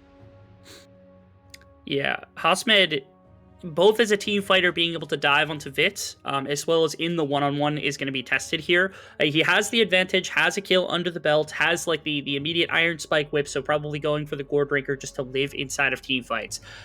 We come to a decisive moment in fights where you have dive pressure from 𝘁𝗁med and potential range damage coming out from 𝘀𝗀gy and Ariety into 𝘁, versus what is the attempted blow up of any of these carries, specifically 𝘀𝗀gy or Ariety, by Blazes and his ability, and then also 𝘁𝗁 coded in that kind of regard as well. I do think it's a lot quicker damage coming out from the side of Saigon. You think about not only the ultimate, but also the E coming out from Syndra. Auto attacks are humongous. The crits are coming out that are twice as large as normal, just because Jhin doesn't have the DPS of a normal marksman. So one auto attack is going to do enough to kind of dissuade a lot of that. It's why Jhin is really good into LeBlanc in terms of ADCs, just because how powerful it is. You can see VCS. It looks like a dive is coded. He's getting cleaned on out. That was a lovely play there from VCS and 𝘁𝗁med. A perfect dive. This is what they want. They're playing to 𝘁𝗁med. They're playing to their skilled top laner. They're making sure that this matchup that could go very heavily to the Camille is shifting back to Aurelia as much as possible. They're putting everything into the 𝘁𝗁med basket. It reminds me of Game 3 just earlier this week when we saw the same thing happen with the Jace in the top side that had the amazing 𝘁𝗀gy play. Of course, it's not anywhere near that extent. I think at this point he had 5 kills. But nonetheless, they are really confident in making sure that 𝘁𝗁med on these prominent team fighters, on these prominent damage dealers, is capable of doing his job. Another flip Another flip, 𝘀cie. It's always going to happen. This is the league of gymnastics, and they're doing their flips all across the mat. But there's the hook going out. 𝘁𝗀 will get it started, but they dive in well. 𝘁𝗀 goes low. He goes down. A disaster now for SGB as 𝘁𝗀 can't enter the play. 𝘀𝗀cie come out so far ahead. Hextech ultimatum onto 𝘀𝗀gy. There's nothing he can do about it. And the flip lands 𝘀𝗀cie. Not a massive fan of anything that happened right there from Saigon. No. I think that their team fight looks good, but the problem is as soon as Killer Queen soaked an entire ultimate coming out, an unleashed power from 𝘀𝗀gy, it took no damage from it, that fight's over. It's gone. There's nothing left. No damage was dealt to 𝘁, barely any damage was dealt to 𝘁𝗍𝒂💻, and Killer Queen also took no damage. There is no fight to be had once the ultimates are down in the earlier stages. You give that Rift Herald, there's not much you can do. I like that they bailed relatively quickly, but this is a way that they can get their Camille back in the game. You're seeing Killer Queen, he just drops this if he wants to. I'm really surprised they don't just lean into it, drop it, and try to get those plates back to get Camille back into the game. Yeah, they choose to just go for the reset instead, perhaps reading how much gold they had on them. But this starts out badly, and it doesn't get better. The pillar into the hook, I thought, was actually quite nice into H3, but again, you dump so much into a Leona who has Aftershock, what are you supposed to do? And then you see 𝘁𝗀, everybody else is retreating, he kind of goes in, has to flash over the wall, yes, it gets him out, like, unresponded, but it means that the play is completely dead. There is no playing right there, so a little upsetting from the side of Saigon. I was expecting a little bit more, especially out of 𝘁𝗀's ability to test into 𝘁 in the backline, but obviously they're willing to just kind of break things as much as possible.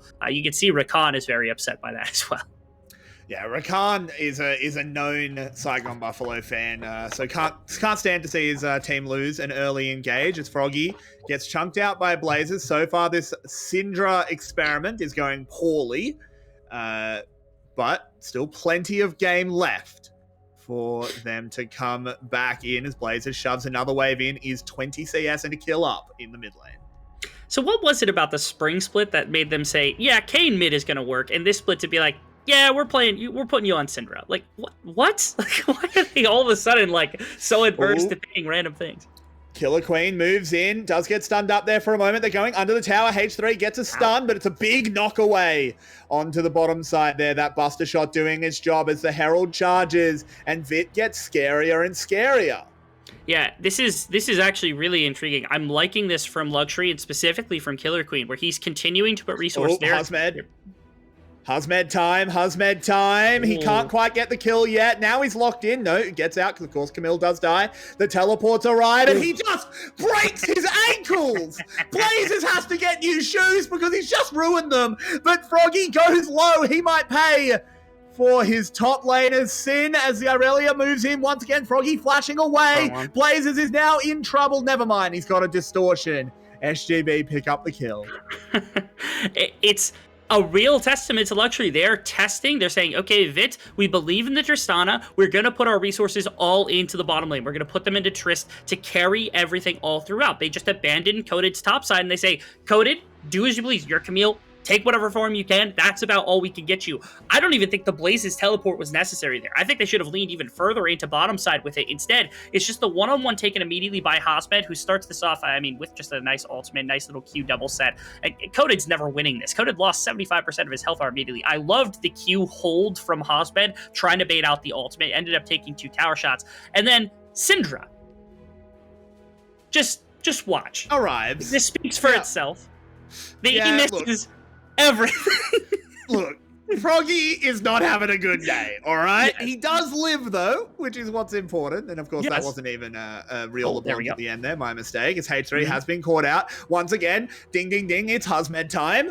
But they are just going to back off, giving him actually an opportunity. Now he goes in, kills H3, but look at the trade back here from the 𝘀𝗀ry boys. 𝘁𝗀gy and 𝘁𝗀 incredibly low. 𝘁𝗀, you got to get out of there, man. Evacuate. 𝘁𝗀 will get another. Can he stay alive? He can't quite do it as 𝘁 has arrived. The Jhin ultimate needs that final shot. It's a triple kill for the Tristana, and 𝘁 wants to make it more. There's 2 more in front of him, and you know he wants them all. But he's turning around for now. He doesn't have the jump to get back forward. The Jhin gets knocked up. Variety is slowed. He is taken down, and it's 4 kills for 𝘀𝗀ry.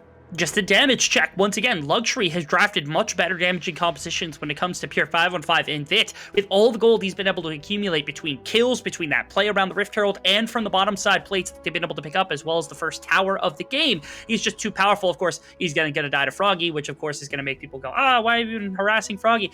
That's the first time he's actually accomplished something in this game. That team fight was actually quite nice from the Syndra a number of times, but it doesn't actually stop the fact that 𝘀𝘀cie now, with this team fighting comp, has this Tristana on insanely good footing.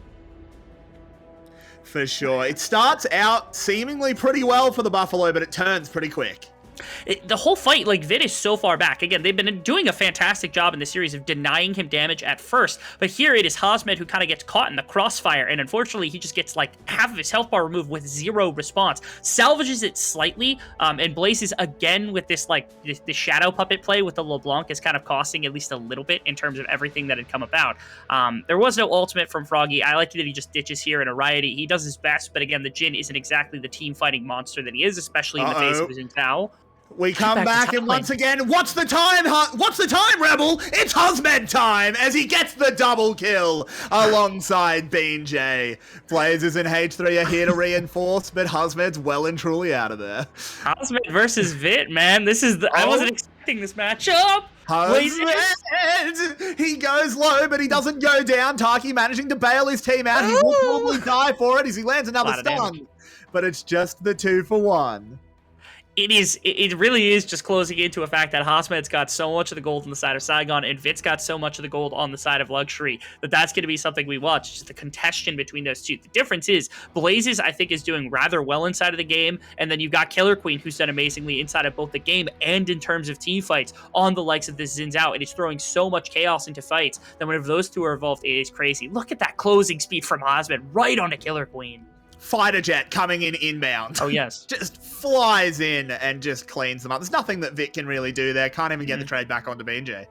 Yeah, very close. It was a great dive set up from the side of Saigon. The fact that they ended up having to trade a little bit back was crazy. All right. How did you find yourself here?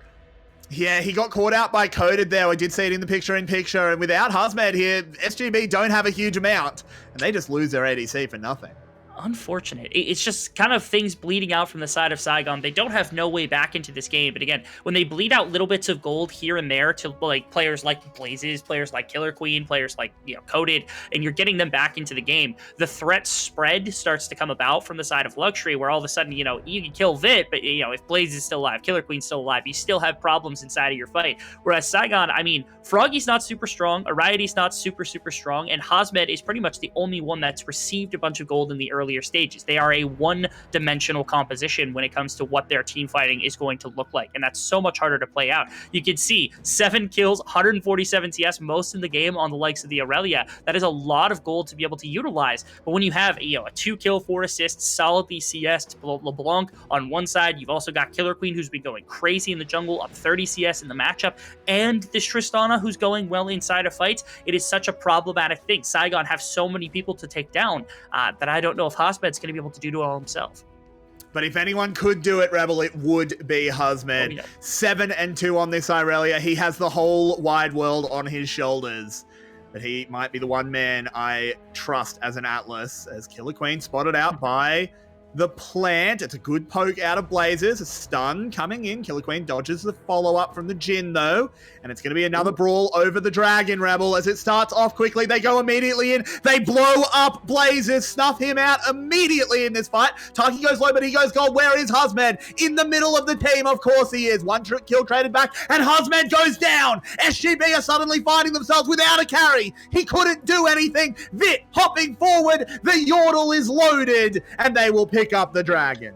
𝘁𝗏 ripped him apart. Again, 𝘁𝗏 has been so far back in all of these fights. It looks really good at the beginning for Saigon, but they don't have the gold to win the team fight that quickly so that 𝘁𝗏 doesn't actually get to enter. And right there, 𝘁𝗲 had an amazing position in the midst of the team where an ultimate got dropped, but 𝘁𝗏's entrance to that fight, it was a satchel charge on top of the Buster shot that destroyed his health bar. All off the beginning of this play. It was fishing coming out from the side of H3. It was Blazes going down very quickly. They didn't really burn all that much. Aurelia drops the ultimate. I'm really worried in this situation. You can see 𝘁𝗲's in a perfect place, but look, fully stacks the charge, fully stacks Buster Shot, rips through the health bar of the carry. And again, 𝘀𝗀gy doesn't have the gold to carry this. 𝘁𝗀 doesn't have the gold to carry this. They just don't have the damage once their one carry is down. Perfect selection from Vit, finding the exact member necessary. And now, 3 dragons to the side of 𝘀𝗀ry for that fight means they're on soul points. It's going to be a mountain soul, which means that it's all the harder to try to kill this Tristana and anyone else inside of the fight. Saigon has got so much work cut out for them right now.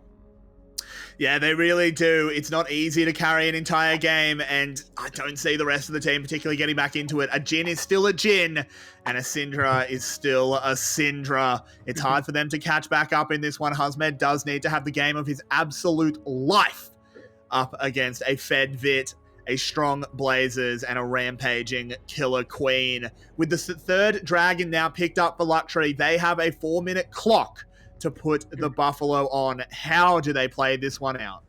We need to see like arena brawling setup, right? Where you've got 𝘁𝗁 and I want 𝘁𝗀gy there too. I want the 2 of them versus every bit of frontline that the side of 𝘀𝗀ry can throw towards them. And if any infringement comes in, if any of the absolute dinguses that are ranged champions try to infringe on this fight, whether it be Blazes or Vit in this case, they get bounced by 𝘀𝗀gy, they get bounced by BJ, and one of them just pressures them out. That way, I mean, if you can annihilate that, if you could put it into a place where you have melee versus melee, the scrapping gets won by Saigon by a significant margin. And from that point, then you just have to make sure your mid laner, your fight doesn't die. At this point, all 𝘀𝗀gy, 𝘁𝗀ty, and to me, BJ, I think, is just zone potential so that you can buy time so that hopefully 𝘁𝗀lia can win your way through a fight. And 𝘁𝗀gy's just there to make sure people get CC'd so that it can stay still, so that he can hit skill shots, hit views, things like that. It's very tough. I think 𝘀𝗀ry has way too easy of a job denying that specific type of team fight coming out from Saigon. Yeah, it is pretty easy here for 𝘀𝗀ry. I think their win condition is just so much easier. They just kind of press the go button, throw everything forward, and Vit can do enough damage for 10 men. But we continue to stall it out. I'm glad we don't have 𝘀𝗀ry randomly forcing. They don't need to do it. They just want to wait for the dragon. Yeah, one solid flip could really do this game back and forth. Again, 5,000 gold is not 5,000 gold everywhere in every single region. 5,000 gold in where I come from, North American Amateur, usually is just the way games go one way or another. So it's just what we see on average. And for VCS, it's very similar. 5,000 gold lead could be a race at the drop of a hat if one team is just unwilling or unprepared for what is a fight. I will say I actually really like the chances of Saigon finding a solid fight if 𝘀𝗀ry were to stack around a neutral objective. And so now with Baron and 1.5 minutes until the next dragon, if they happen to kind of full engage into the river and stack themselves together, all of a sudden 𝘁𝗀lia is a lot easier to pop off with, Syndra is easier to hit multiple targets with, and it becomes so much more difficult to try to eliminate some of the angles that can be worked with from Saigon. So for 𝘀𝗀ry, I almost feel like what they want to do is control jungle entrances and not worry too much, maybe work your way into the pit, challenge to see if Saigon is willing to make the first step towards a neutral objective to take it away from you, and then win the fight from there, because at this point they kind of control everything. They don't have to be the ones to make the mistake that can give the game back over. 100%, and we have to have our eyes glued to 𝘁𝗁, because I think he has to come into these fights from the side, because otherwise they can use every single bit of CC they have on this 𝘁𝗀lia and be in a good position as Blazers takes that Nautilus ult to another country. There's going to be another stun up though, but in goes Camille, and 𝘀𝗀gy getting deleted, and the solar flare is absolutely massive. BJ on the backside trying to take down Vit. He can do it. The last chomp is there. Alrighty, comes in. 𝘁𝗁, he's low, but he's not dead. Rebel, he is not dead, as Killer Queen and Jhin are having a little bit of a back and forth. He just runs away, and somehow it's a 2 for 2. Never mind. The troll continues to bonk the chops, and he walks on away. BJ. They need to try to pick him here, because the threat isn't there really for a dragon. Teleport. This is the problem, though. Yep, the Jhin ultimate as well, screening him off, and BJ gets away with it. Okay. That fight was insane. A lot of AoE stacked together.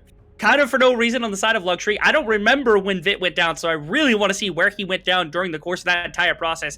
Also, I get to call out huge. Vit just got trundled. He just got trundled. He just got run at by BJ. He literally just got trundled. How did BJ do that much work? He's down so much gold that he just walked into their backline and beat people down with a club. We're not going to get a chance to see the replay unless they decide for some reason to take us away from the dragon, but this is really, really bad. Saigon, if they lose this, are going to be in a pretty dire place. I think they're going to go for the Oh, I don't like this, particularly when they don't even kill Blazers. Mountain Soul now secured. They think they can just fight through it as they do grab a hook. This is a lot of damage coming in onto H3. He's going to go down, but one support for a Mountain Soul, you take it every day. They have to Baron here. I feel like they're forced. This is incredible. Mountain Soul is a powerful tool, right? There's so many uses for it, but it isn't, I don't think, completely game-breaking. If you're winning a game and winning team fights, it secures your win for a game. But here, 𝘀�WWE aren't exactly winning every single fight onto a T, and so this doesn't necessarily put them completely over the edge, especially with the amount of poke that comes out from 𝘁𝗀. 𝘂𝑐 lands onto Coded, but he is a 𝘁𝗃𝗀. Baron, he's only on 9,000 health, and BJ's going to go down, Rebel. This is a disaster for the Buffalo. They've been caught. They've been hunted like the wildebeests they are, and only 𝘀�WWE and 𝘀𝑐𝗰𝗏 will live to tell the story. Don't have the damage. Again, they're still down 5,000 gold, and so they walk in. Tools had already been burnt from the previous fight where they're attempting to pick off Blazes, and after the Mountain Soul comes over, it's a really difficult fight. They have to have perfect execution on their engagement in order to really make this work, make sure 𝘁𝗀 can put threat into VCS and the rest of the damage dealers coming out, but they just weren't able to do that. They kind of got, they meandered around the jungle entrance. They weren't able to get anything into backline, and that might just be the death blow. I think 𝘀�WWE winning that fight, getting that Baron, is going to be way too much for 𝘁𝗀 to ever come back from, especially after this. 𝘀�WWE saw his creator for a moment there, but does manage to stay on this mortal coil. As it's just a siege in from 𝘀�WWE. It's looking dire for the Buffalo. And I think, Rebel, and I wouldn't have it any other way, we're going to 3. It's extremely likely at this point. It is unlikely that 𝘁𝗀's going to be able to carry now with all of the damage and all of the gold that's in. You've gotten your Tristana to the point where she can blow you up. You don't have a great way to actually try to turn. And here, again, the idea is 𝘁𝗀 wants to turn, and it's a good idea, but when you get bottlenecked like this with no ultimates and no real way, 𝘁𝗀 was still on the Baron at that point, holding it, got knocked away, so he wasn't able to actually full engage into Coded or into VCS. It's just such good play coming out from 𝘀�WWE. They know how to use their 4 members effectively, and right there, it cost them quite a bit on the side of on 𝘁𝗀. So they have to make that Baron play happen, whether they full commit to it or whether they go to the fight. Something has to happen around that, because they can't just let the rebound come out from 𝘀�WWE to take that themselves. But I think that's they weren't able to make it work. They weren't able to actually turn the game. And because of that, like you said, the game is almost certainly over. We're waiting for the sieging to come out. I have a feeling we're going to have to wait for another Baron or another big fight before that happens. Of course, that was an explosion. Okay, goodbye, BJ. He has no magic resist against a LeBlanc. That explains a lot. Explains a lot about what just happened to that poor man. Oh, my word. I thought there was meant to be a Trundle in this game, but apparently not. Blazers doesn't like that one. Makes sense.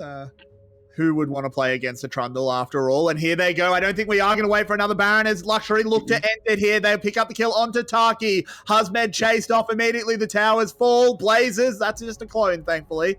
Gets me spooked every single time. They're not going to be able to end the game, but they do crack open the bot lane. And that should be the end of a massive Baron push. It looks like through mid lane, they're kind of pushing up minions, and maybe there's one last moment. There are members from the side of 𝘀�WWE that backed. That was kind of risky. I'm not sure why 𝘀�WWE was on a split call right there. They had 2 and kind of a third, like 2.5 members in the mid lane after the hover was there from Blazes, and the other 2 just left completely. And that could have been rough if they got engaged against, but fortunately they're able to walk away fast enough. But yeah, 10,000 gold lead. Baron is over, so we probably do have to wait for one last fight, especially... I don't like that, just because Elder always gets you a little bit antsy if you're the team that's up, because of the possibility of getting that Elder flipped on you and you losing the fight off the back of how powerful that buff is. But with how much control 𝘀�WWE holds right now, not only in terms of like the game state where like their gold is, but also just waves being able to be pushed so far up mid, so far up bot, it should be really tough for 𝘁𝗀 to respond.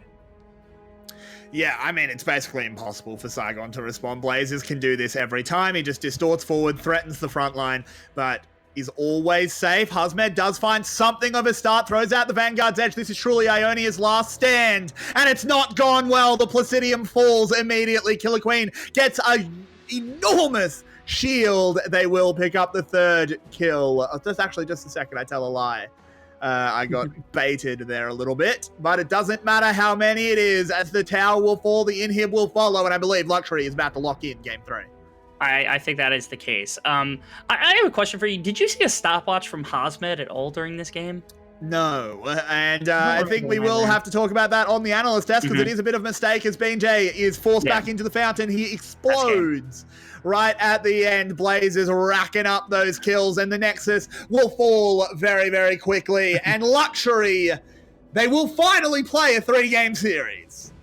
Man, I said it as much as possible. 𝘀𝗀cie needed to work around Vit and H3 and make those two work as their late game possibility. And here they leaned so far into it. You got to love the adaptation that came out from them as they're going to go down swinging up against them. Like you said, first best of 3, 𝘁𝗀𝗵𝗶𝗹𝗀 versus 𝘀𝗀cie. This is how we actually get to decide who our second place team is. Couldn't be a more exciting way to make that decision here only 2 weeks into the split. Absolutely couldn't. And we once again need to catch our breaths, get our mind in order, and take a short break. Don't go anywhere, guys. This is VCS English.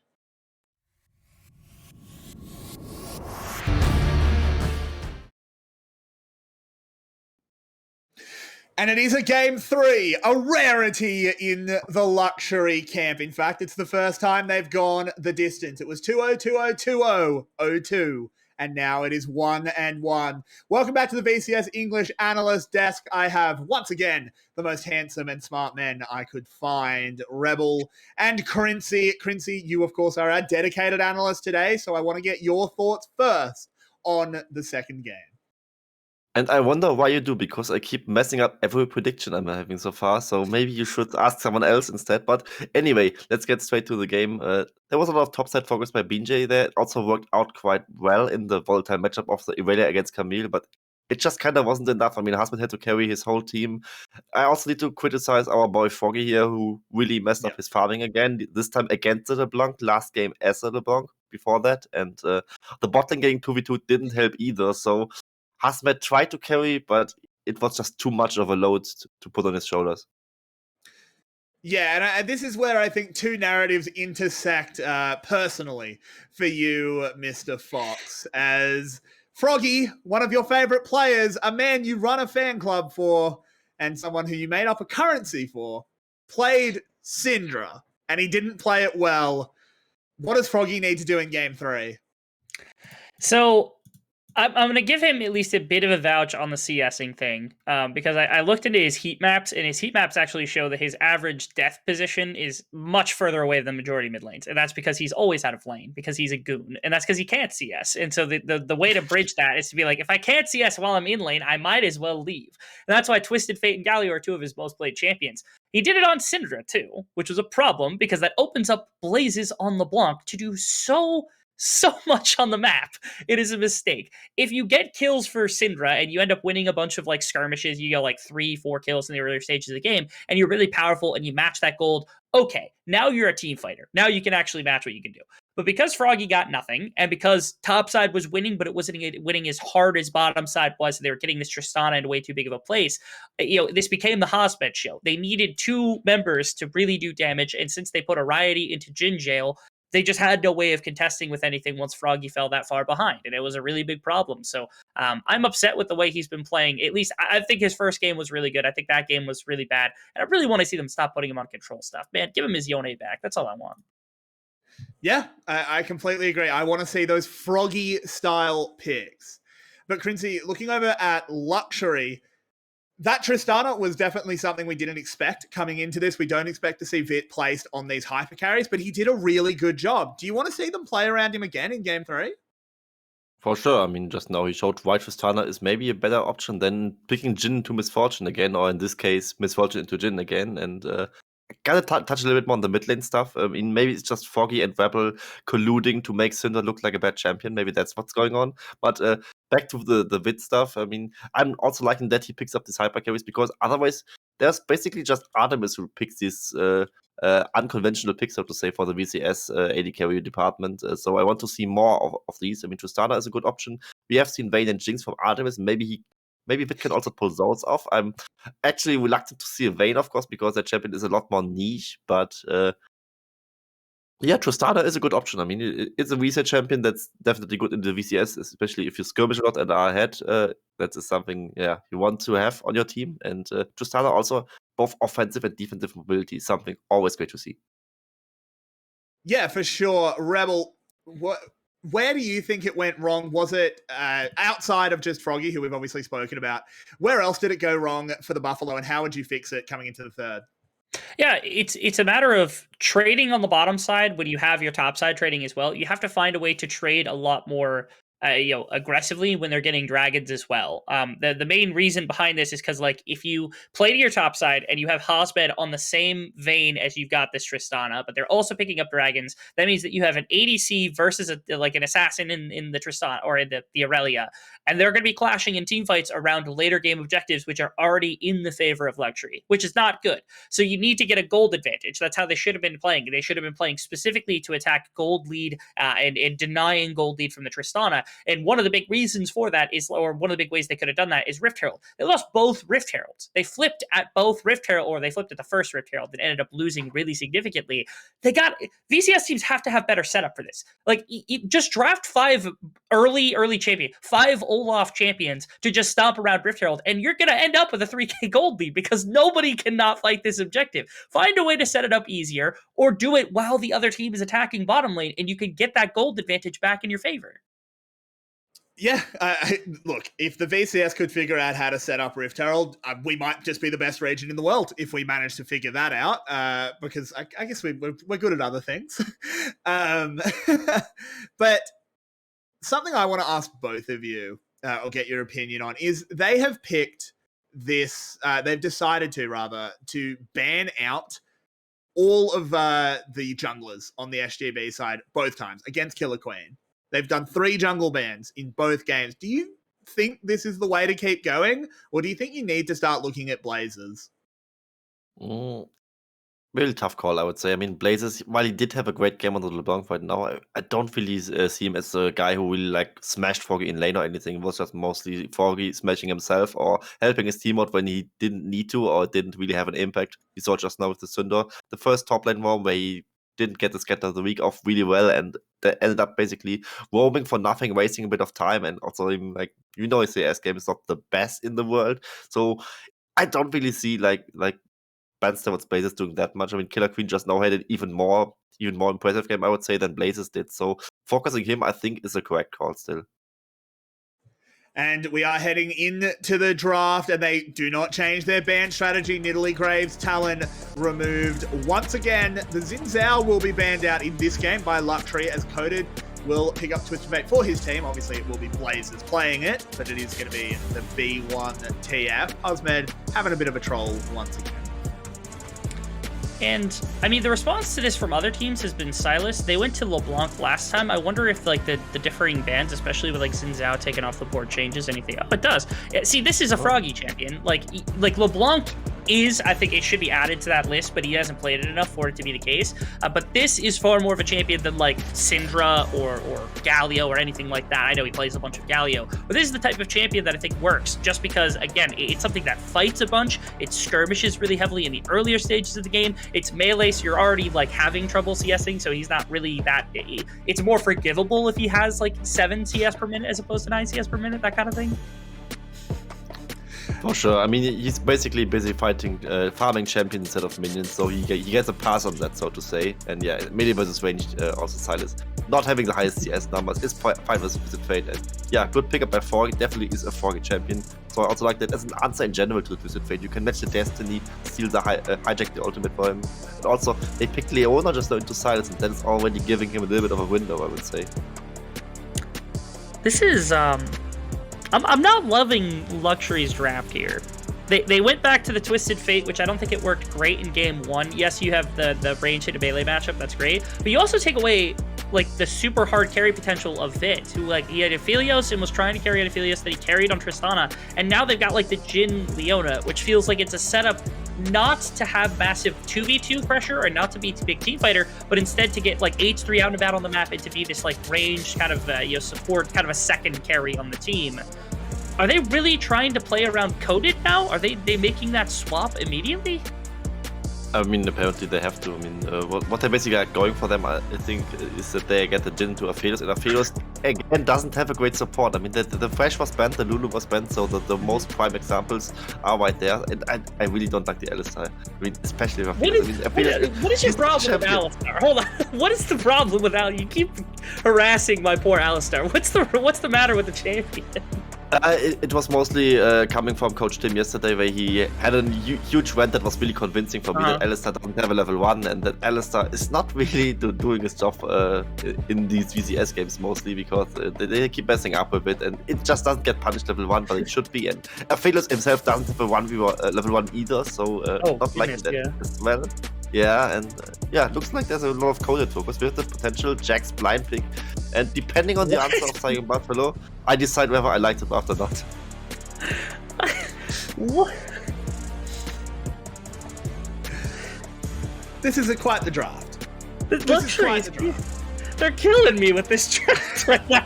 Everything that worked for them in the first 2 games is like, they go back to Twisted Fate, but now they have a 𝘂𝗺𝗀 who's more farm intensive, into a 𝗁𝗏 who's gonna attack. They don't have a carry bot lane to play around. They're playing around Coded, who blind picks a Jax, and I know it's Coded's Jax, but like, huh? What? It does block. It does potentially block both the Irelia and the Camille. Sure.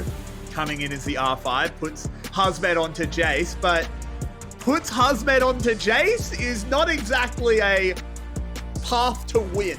He's very good at the champion. Do you remember what happened last time that 𝘁𝗃𝗀 had Jace and 𝘁𝗀𝗃 had 𝘂𝗺𝗀? Because I remember what happened at that I remember very well what happened. That remains my favorite clip that the VCS has ever produced. Yeah, I mean, look, I'm going to let you guys give your wrapping up thoughts. 𝘀𝗀cie, what are your final thoughts on the Saigon Buffalo comp?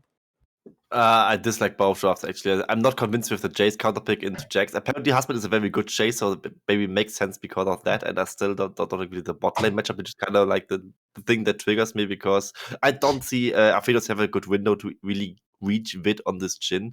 But I don't really like the draft from 𝘀𝗀𝗀 either, so it's a complete toss-up for me. I gotta say, my gut feeling tells me that Saigon has a better player, so, and also played it to 1 in the sheet, so I want to stick to that and say it's Buffalo for game 3. And Rebel, do you agree? Will you be backing the Buffalo or living in luxury? Yeah, I feel as though 𝘀𝗀𝗀's composition is harder to exploit the weaknesses of Saigon and more... My apologies. I think Saigon has drafted what is a far superior skirmishing mid-jungle combination in the earlier phases. Shuts out Blazes, shuts out 𝘂𝗺𝗀, attacks your side lanes. That's a recipe for success. This is Saigon all the way. Well, both of them are going for the Buffalo. We will once again say goodbye to 𝘀𝗀cie. We'll get your opinions after game 3, no matter who wins.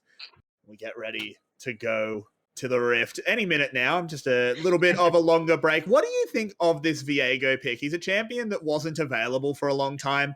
Obviously, we didn't have a summer split, so we're not tired of him yet. What do you think of this pick in the VCS? So there's a lot of junglers in the VCS that this seems to be a champion that would fit for them perfectly. The one that comes to mind immediately is Levi. This is a Levi champion. Like, this is a champion that'll sit there. It'll duel early if you give him the opportunity, but otherwise it is just going to sit and farm and do nothing for the entire early game if you let it. And then it's going to become a monster in the later stages of the game. And Killer Queen has kind of played the exact opposite of that. I mean, when he's playing Talon and he's playing Qiyana for your first 3 series of the split, you don't expect him to pull out a 𝘂𝗀𝗀 and in the middle of a very important series to claim number 2 over top of the reigning second place team from the previous split. It's such an interesting dynamic that 𝘀𝗀𝗀 has gone to swap for. It's so strange for him to bring it out. I wasn't expecting him to do it, although if he can make it work, if he can get it into later stages, Killer Queen's a very, very good player. So this 𝘂𝗀𝗀 will be an extremely mean portion of the team fighting that can come out. I'm just worried about it actually getting through the early game against the 𝘁𝗀𝗏. Yeah, we'll have to see how it goes. And obviously this matchup on our screen right now is one we need to watch very closely, as Coded didn't get the better of it in lane, but still honestly became more useful in team fights. But we know that 𝘁𝗃 on this Jace is so fearsome. And look what he's doing. He's just standing in front of the wave, daring Coded to come close. Yeah, you can actually see 𝘁𝗀𝗀𝗀 on his way up here as well. Because again, you put pressure onto Jax. Jax without pressure, especially when Jace is receiving pressure, if this game plays out in the same way that it did in the previous, where there's a bunch of topside pressure for 𝘁𝗺, and there's a bunch of bottom side pressure for the opposite side for Vit and H3, I think it's a lot easier to exploit this topside pressure than the bottom side pressure that comes about. So I think Saigon's okay just playing out the game exactly how they did in the previous, because it should net them quite a bit better of an advantage inside of the series. And unfortunately, 𝘀𝗀cie, I was hoping also that 𝘀𝗀cie would exploit a level 1. This is one of those very minute windows we were talking about. Ooh, and then they're gonna go for something as 𝘀𝗿𝗏 kiting back, doing well there, got a lot of healing out of the red gun, and he takes no damage from that trade.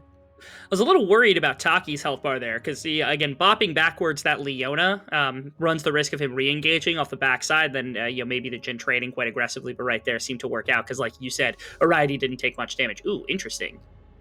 It's a scrap at the scuttle, though, and BJ knows he can't take this one. Should be able to flag and drag over the wall momentarily. But 𝘁𝗏𝗏 is here, but Blazers and Conan are here faster.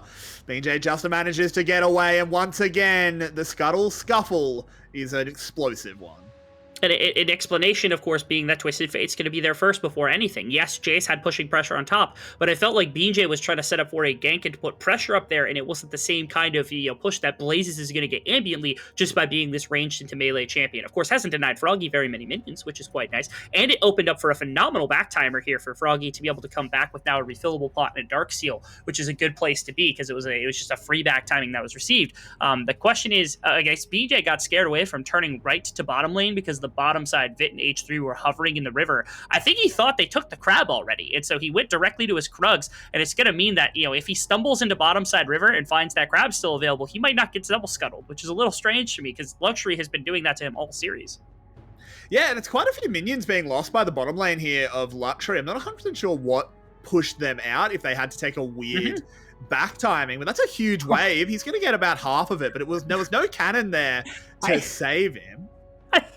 I hate that back from Jhin. It's so painful. It was awful. With longsword cloth armor, that's got to be the most sad back I've ever seen. You lose 10 minions to go longsword cloth armor.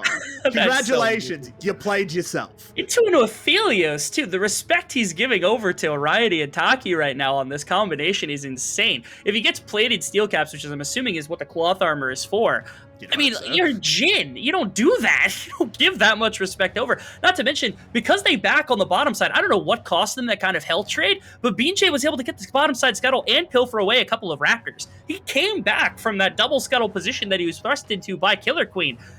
What happened right there, Vit and H3? You cost so much for your team that 𝘁𝗏𝗏𝗀 kind of fought so much for. Yeah, it's a real shame, and as you said, it is the crab. BJ managing to pick that one up. Things going well for SGB, perhaps when they had no right to, after how the top lane, top side play went. But 𝘁𝗏𝗏𝗀, he's spotted out as well. This is time wasted for the 𝘁𝗏𝗏, and 𝘁𝗏𝗏 knows he has run of the map right now. Very good stuff, and it means that, of course, BJ is going to be working towards that level 6 when he and 𝘀𝗏𝗏𝗀 combine for that level 6. You can have some mean ult combinations that can come about. Not only the Twisted Fate ultimate, which is going to help him get into plays a lot faster, but you think about Leona's ultimate being in that case. Oh, my goodness. Very, very nice. Very close. 𝘁𝗏𝗏𝗀 was trying to punish, and now Vit's actually stuck here, which is even worse, because, again, he's on this horrid back timing, and he's not going to be able to leave anytime soon.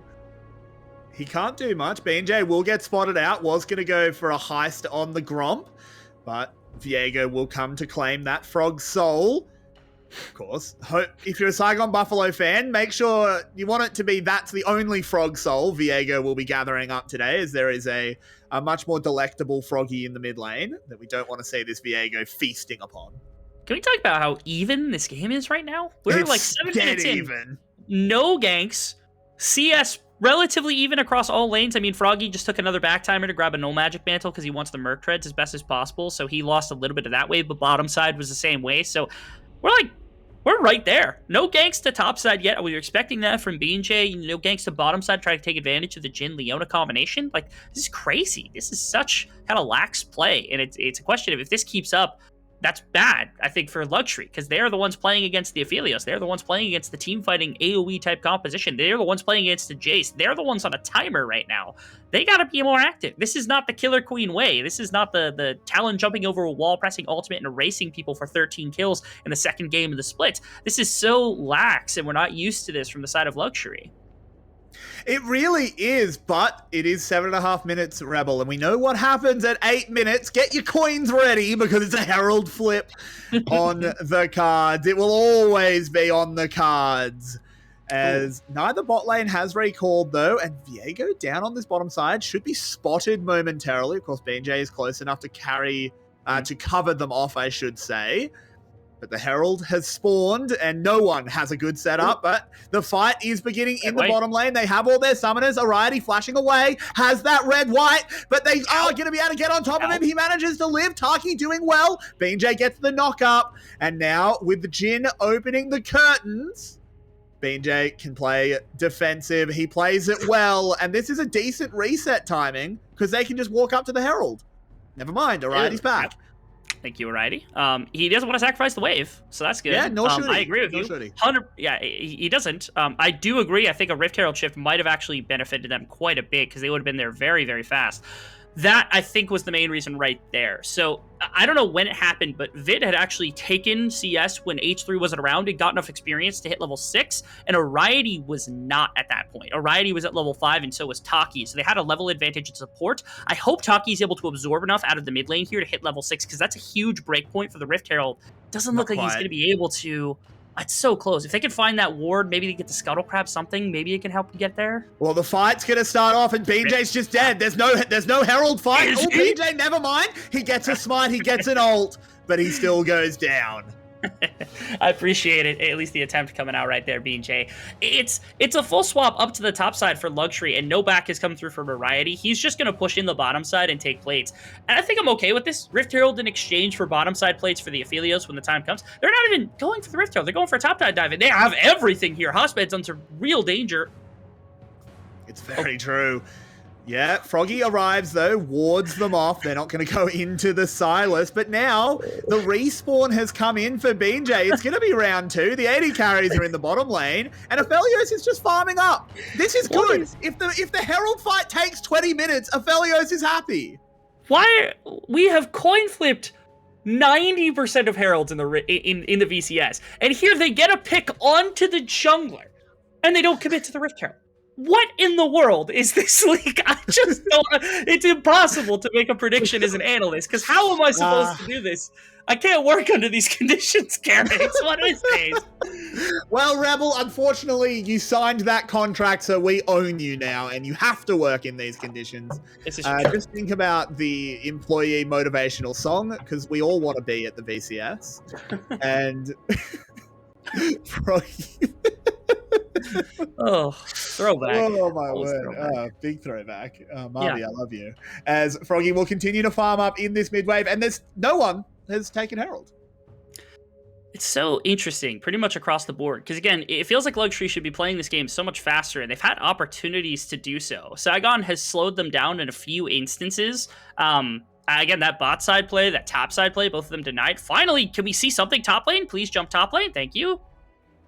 Yeah, they're going to go on. Oh, 𝘁𝗀𝗀𝗪 𝘀𝗀𝗀. That's an ugly one. Let's not bring the camera to the top side next time. That was a cowardly lion EQ coming out from 𝘀𝗀𝗀. Didn't want to go under tower, didn't want to try to catch him on a nice angle. Like, he didn't even try to burn the flash there. Come on, 𝘀𝗀𝗀, you knew better than that.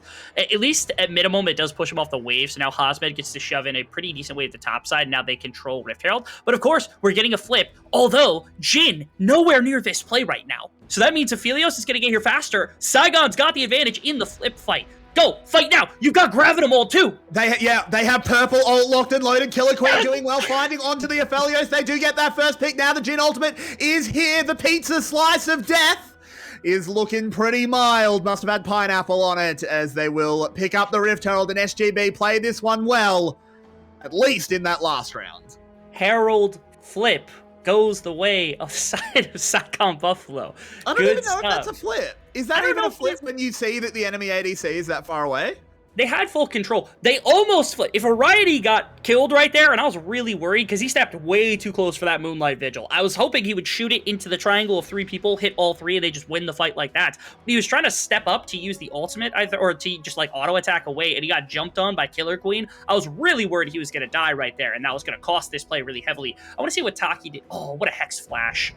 I was hoping he would go behind him, but yeah, a nice little pick. He's level 6 as well. Again, this was the break point I was looking for earlier when the Rift Herald was flipped, so we actually got to that point. Very well done, 𝘁𝗀𝗃, being able to farm up just a little bit, making sure you hit that level 6 point before the Leona, so you have that supportal difference that's going to come through. Now, Rift Herald, kill onto 𝘁𝗁 as well, or onto 𝘁𝗁 as well. Good stuff. They're continuing this aggression across the map as Saigon. They sure are, as 𝘁𝗀 now up in this top side looking to use the Rift Herald. They don't find the opportunity, though, and we haven't really been talking too much about the top lane as 𝘁𝗁's actually dead. I didn't even notice. Yeah, my apologies. Yeah, I think my it was apologies there. Ooh, bottom lane. 𝘁𝗁ty uses the cleanse, is managing to walk out, but it's a summoner spell burned for not very much invested. Okay, so again, when you're trading top lane pressure for bot lane pressure, right? Okay, you're getting a Jace ahead, phenomenal. Didn't drop the Rift Herald, not sure why. This was the solo kill I think that had happened. 𝘁𝗁 just turned on him, like... Oh, I was hoping he would actually auto... Wow, that E was really impressive. Okay. 𝘁𝗁, all right, you win it back. I was sus about that, but good stuff, 𝘁𝗁. Solo bolo for him in the top side. Yeah, 𝘁𝗁 continuing to be an X factor that Saigon Buffalo can rely on. And they're moving forward. Yeah, 𝘁𝗁ty continuing to farm up, Herald summoned. There we go. So it's a game plan now from BJ to just attack everywhere. 𝘁𝗁 has now generated his own advantage, and they don't need him for anything else. And bottom side pressure has now failed 2 times from 𝘀𝗀cie. 2 different setups for 𝘁𝗀 into the bottom lane have meant nothing. Notably also, Blazes has found nothing out of the mid lane matchup, which Froggy is currently bullying him out of. It's winning across the map for Saigon. Nothing is going the way of 𝘀𝗀cie at all. They're not even going to stop the Rift Herald from getting a second charge because he's going to go for a fight. They're trying to find BJ. Ooh, 𝘁𝗀 burns down. That is a soul available. He goes into it, wants to get that flag and drag back onto this 𝘁𝗺lios, but 𝘁𝗁ty continues to live as that red gun puts in the work. 𝘁𝗁 arriving should mean that 𝘀𝗀cie doesn't want to continue this fight. Very nice. We do see, I mean, it's fighting for 𝘀𝗀cie. They're still winning or losing in a couple of different positions across the map. The gold is even, right about the same place. But again, as Saigon continues into this game, this Jace is incredibly powerful. Your Aphelios has not been knocked down in the slightest against the likes of the Jhin. The only reprieve you've got now is Blazes getting some and, you know, Jack's getting a little bit. But this doesn't feel like enough response from the side of 𝘀𝗀cie when your bottom lane was supposed to be this massive point of focus. BJ just got wrapped around on by 𝘁𝗀. That's good play from 𝘁𝗀. Yeah, this is a big play here for sure as he gets onto that Jarvan, takes him down immediately, and then turns it around with a lovely knock-up onto 𝘁𝗁ty as well. He just plays that fight excellently. We come back in, and we need to see some more excellence as 𝘁𝗁 is in so much trouble. He can't find it. Nearly kills Blazes, but nearly is not enough. No, it's not. And now, all of a sudden, you see the 𝘁𝗀, I think, probably sparked onto first item after some of the kills had come through. That is Jace right now, so we're not paying attention. Yeah, the Tsundere has been completed here for the likes of 𝘁𝗀, who's able to make this aggression now start after the first item comes through. So now, I think a little bit too late, but it is coming through from 𝘁𝗀. He's going to try to help turn the tides of some of these plays as best as possible, shutting down 𝘁𝗁's first step. But now, I mean, BJ is still incredibly powerful on this Jarvan in the earlier stages. They're going to make a dive happen against 𝘁𝗀. He is not going to last for very long here. Well, he does have that counter-strike to buy himself some time, playing it really well, and as his team is reinforcing, the Cataclysm isn't really good enough. BJ's going low, BJ's going to die.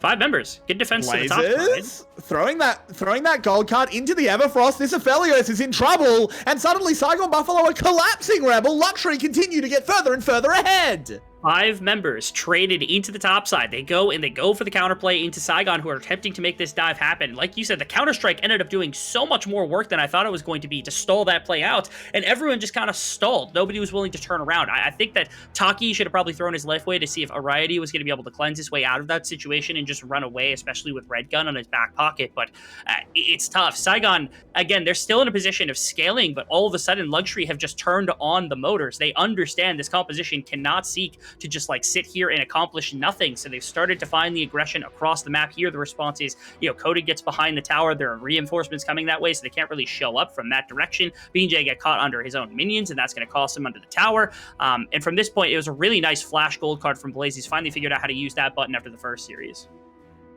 Yeah, he really has. And also great read from 𝘁𝗀 there to 𝘁𝗀, well, much further forward than he needed to, well, than he was going to for damage. He used it to get onto 𝘁𝗀 to make sure they locked out even more gold. And now they are with a 3k gold lead. 4 kills on their board. 4 kill lead, I should say, for them. 6 total. 𝘁𝗃𝗃, he is still strong, has a 20 CS lead, has 2 kills on the Jace, but a second dragon going over to 𝘀WWE. Things are looking a little bit scary for the Buffalo.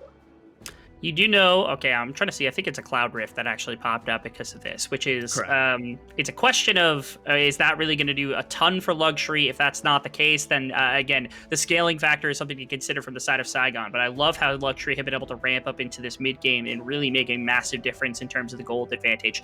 Your Jace is still powerful beyond belief, still up 20 CS, still has 2 kills in the back pocket, and the only person that's really been picked on in terms of gold is 𝘁𝗀. I'd like to see him go to more of an economic build, just so that he can, be tanky, be frontline, do something inside of a fight, rather than going like, I guess Gordringer's fine because it helps you with the healing, but beyond that, it's all armor, all magic resist for you. There's nothing else to do.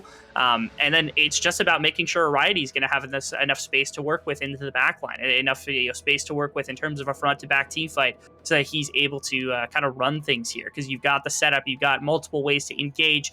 You still have 𝘀𝗏𝗔, who's not terribly down far in terms of CS. In fact, his CS is decent this game, even without just comparing it to the side of 𝘀𝗏𝗔's. So there is that to bank on as well. But again, Saigon isn't without their problems inside of this game, just that their scaling is something they can still bank on. It for sure is. 𝘀𝗏𝗔, also worth noting, 𝘀𝗏𝗔 playing all 3 games. They never defaulted back to Shogun. They do have trust in the ADC that they went to the finals with last split. And they put him on this 𝘀𝗻𝗄, and he really does have to do a lot. Has that Immortal Shield Bow, 𝘀𝗏 absolutely living in paradise today, as it is apparently Immortal Shield Bow day. But, I mean, it's hard to survive when it's a Jax and a 𝑉𝐴�GO jumping directly onto you. He's going to have to find some miracle plays.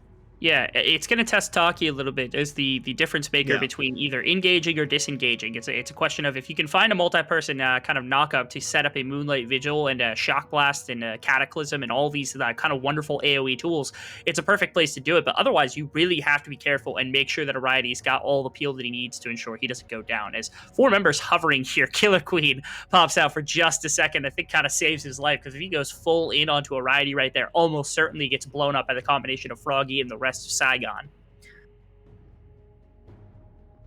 Yeah, it is still 2 minutes away from this dragon, but a lot of posturing around that side of the map. There is a push coming in for Coded in the bottom side. 𝘀𝗏𝗃 also want to crack open this mid lane as soon as they can. So far, Saigon Buffalo has not really touched the opposing mid lane tower, so the map is still very choked out for them. But 𝘀𝗏𝗃 is happy just to keep catching these waves and keep on farming up. But Rift Herald, that's going to get a charge, and that should break open the mid lane.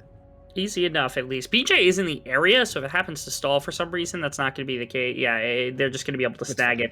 I don't think it gets a second charge. At least it shouldn't. No, it shouldn't. They would fight it ahead of time. So there is that, at least, to speak of. So, I mean, they use the Rift Herald. They use it as just like a layup, very easy tower to take as a fight ensuing. In they go. But 𝘀𝗀𝗃's just so good. He completely denies the engage, forces H3's flash. On the other side, you do have a catch, though. This Jace is in a lot of trouble. He's going down low. He's dead. And now this gives the 𝘁𝗏𝗃𝗀 the chance to roll. 𝘀𝗻𝗄 has something to say about it, but it's not going to be loud enough. He is a mute. It's a triple kill for the 𝘁𝗏𝗀. He keeps on moving forward. There is a stun going in onto the cow. Quadra kill has been secured for 𝘁𝗀𝗃 as the monarchy is sweating. Oh, and he goes down to the tower. Yes. Unfortunately, that kill also goes over to 𝘀𝗀𝗃, which is not the member you want. The damage isn't there. That was about as perfect a setup as you could get for your team fight, especially for 𝘀𝗏𝗃, who hits an amazing Inferno Moonlight Vigil in the midst of everything to drop multiple members to half health. That's just not enough, unfortunately, during the course of this match. 𝘁𝗀𝗃 has been going crazy in this game. I had my suspicions of, okay, does he have something in the back pocket? Does he have a carry that he could rely on rather than going to pure aggression, Lee Sin, Qiyana, and Talon every single game over the split? And it's very clear he's well practiced on this champion. What has taken them so long? Where has this champion been? This champion is insane for 𝘁𝗃𝗃. He found aggression with it at like the 10-minute mark, and ever since then, he's just been running everything. And let's have a look at how this one plays out. It actually looks like it starts off well for SGB, but 𝘁𝗀𝗃 getting caught is a disaster. It is. It's an unfortunate situation where 𝘀𝘀𝗀𝘀 has actually found a very nice flank to pinch him against what is the edge of the Jhin ultimate. That's that Moonlight Vigil I was talking about for a second. But 𝘁𝗀𝗰𝗀, able to get into the backline so easily, and 𝘀𝗀𝗀𝗀 not able to do enough damage. I think it was 𝘁𝗀 buying him space. I was hoping maybe he could turn and try to find something, but the health bar is just not low enough.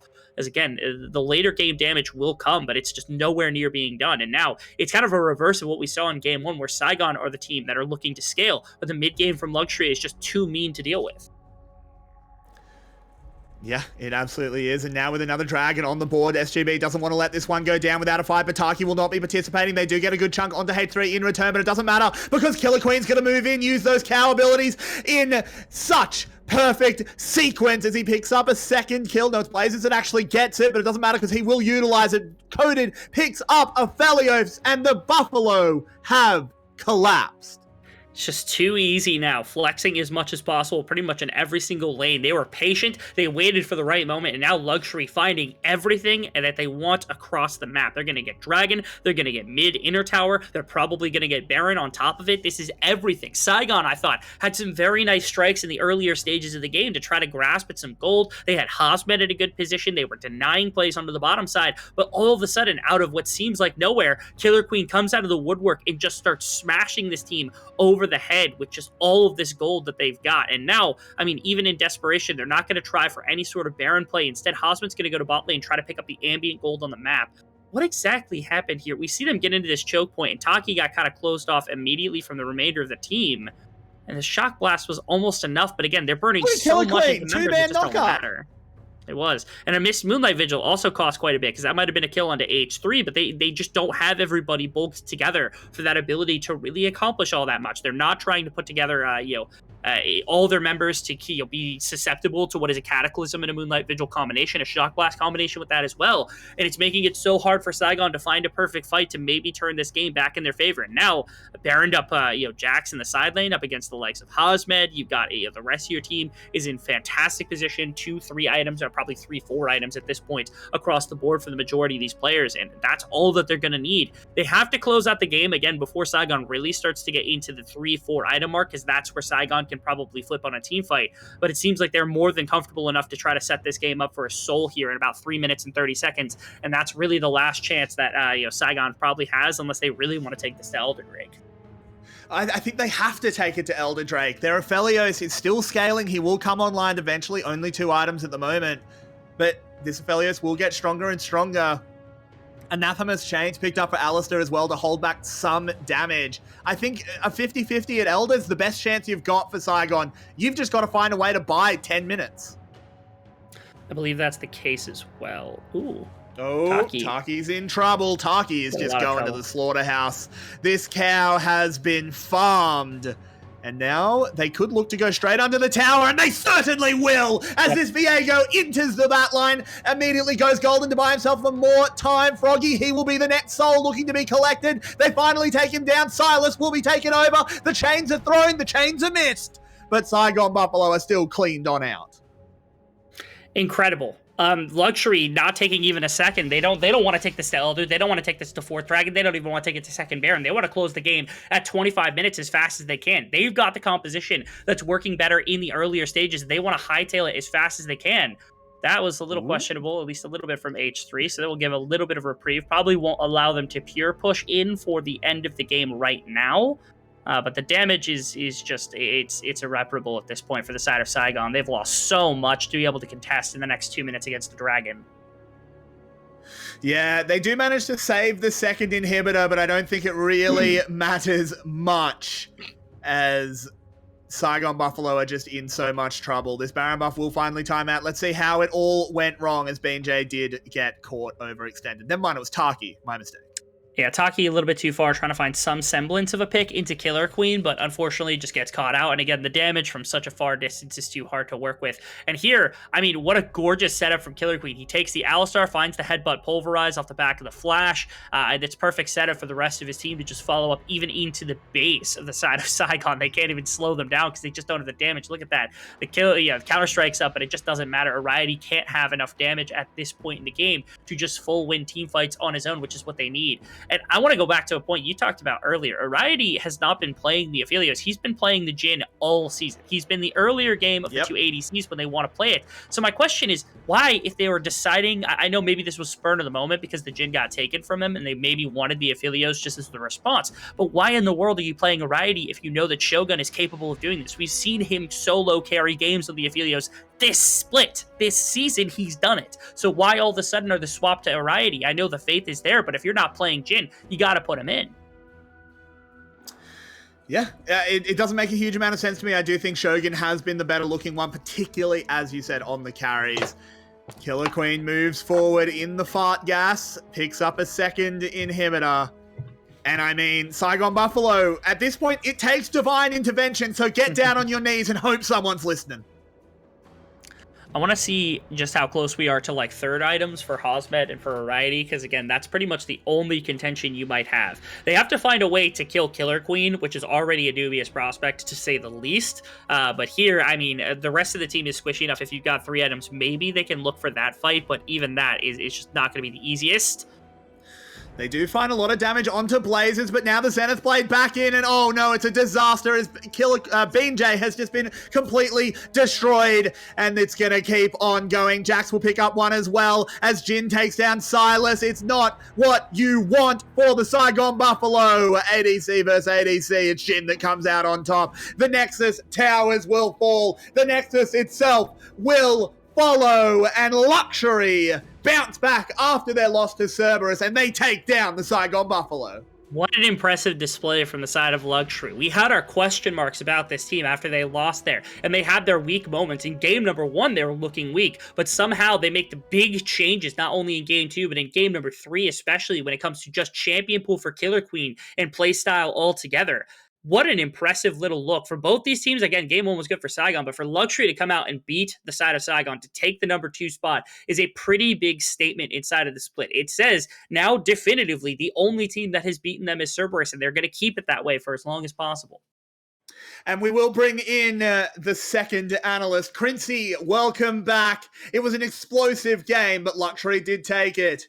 What do you think of that game 3?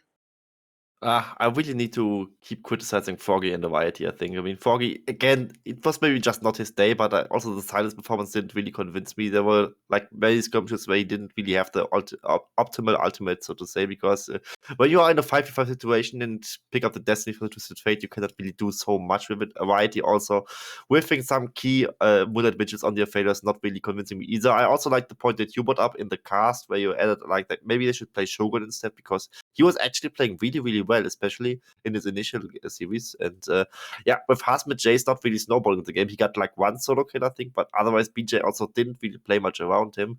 Yeah, 𝘀𝗀𝗍 didn't really have it that hard, especially coming towards the mid to late game, because there, the Jace and the Vigo really came to fruition. It certainly did. And what went wrong for the Buffalo, other than, like, obviously we can talk about the individual players, but in terms of macro decisions, what went wrong for 𝘁𝗁𝗵𝗶𝗹𝗀 Rebel? I really think the collapse actually came pretty significantly out of what happened in the jungle position. Not to give just pure criticism to one player, but for the most part, when it came to how their strategy came about in both games 2 and 3, they were playing to top side and they're playing defensively to bottom side. And a number of times, 𝘁𝗍𝗀 just went silent to top side. That second game, I think he had 1 gank to top side, ended up not really doing all that much. Ended up actually, it was off the back of pressure that it was the side of 𝘀𝗀𝗍 that ended up turning the game, which is a little bit shocking. It felt like Killer Queen, even on a less active champion, was able to accomplish so much more out of the position just by understanding where his team needs him at the right time. Whereas 𝘁𝗀𝗀, without some sort of pre-scripted game plan like they had very heavily in the previous split, it feels like if he's improvising, he's finding himself at pretty bad deficits. They need better game plans, need better ideas of what they want to do, more specific than just, hey, play to top side. Like, play to top side's great, but you're going to get out farmed, you're going to get outplayed eventually by the likes of the Viego. And so that's what I think Saigon was missing in our second 2 games. The first game, they had that game plan. They worked it very, very well into everything. But the second 2 sets of games just were not the case. And 𝘀𝗀cie, you did say in our pre-show that the only loss 𝘀𝗀𝗍 had suffered was to Cerberus, which you are allowed to lose, as they're undefeated, they're beating everyone, so it's not like that really hurts you when compared to the rest of the league. They've now picked up another win. They're back on the horse. Are 𝘀WWE the real deal? Is this what you wanted to see out of this team? Yes and no, I would say. I mean, on a scale from like 0 to 10, it will probably be like an 8 or a 9 for me, because I mean, they just now 1-1. It could have gone either way, I would almost say, but I mean, this third game looked kind of convincing after they recovered like from this one. I think it was around Herald where they messed up a little bit and fell on 1K, but that was basically all 𝘀𝗰𝗵𝗹𝗀 really had in game 3. So I would say overall that 𝘀WWE is looking really good on track, and I'm mostly excited to see when they have a rematch against 𝘀𝗀, because 𝘀𝗀 is also picking up some steam. So there are a lot of interesting rematches to play out, and I'm really looking forward to this, and also potentially later towards playoffs, of course. Well, that will wrap up our coverage of Series 1, where we had a bit of a clash of the Titans, two great teams going head-to-head. We will be going to a short break. It shouldn't be too long, and when we come back, it will be 𝘀𝗀 taking on Team Secret for our match of the week, and that is spelt with an A. Don't go anywhere. This is VCS English, and we'll be back soon.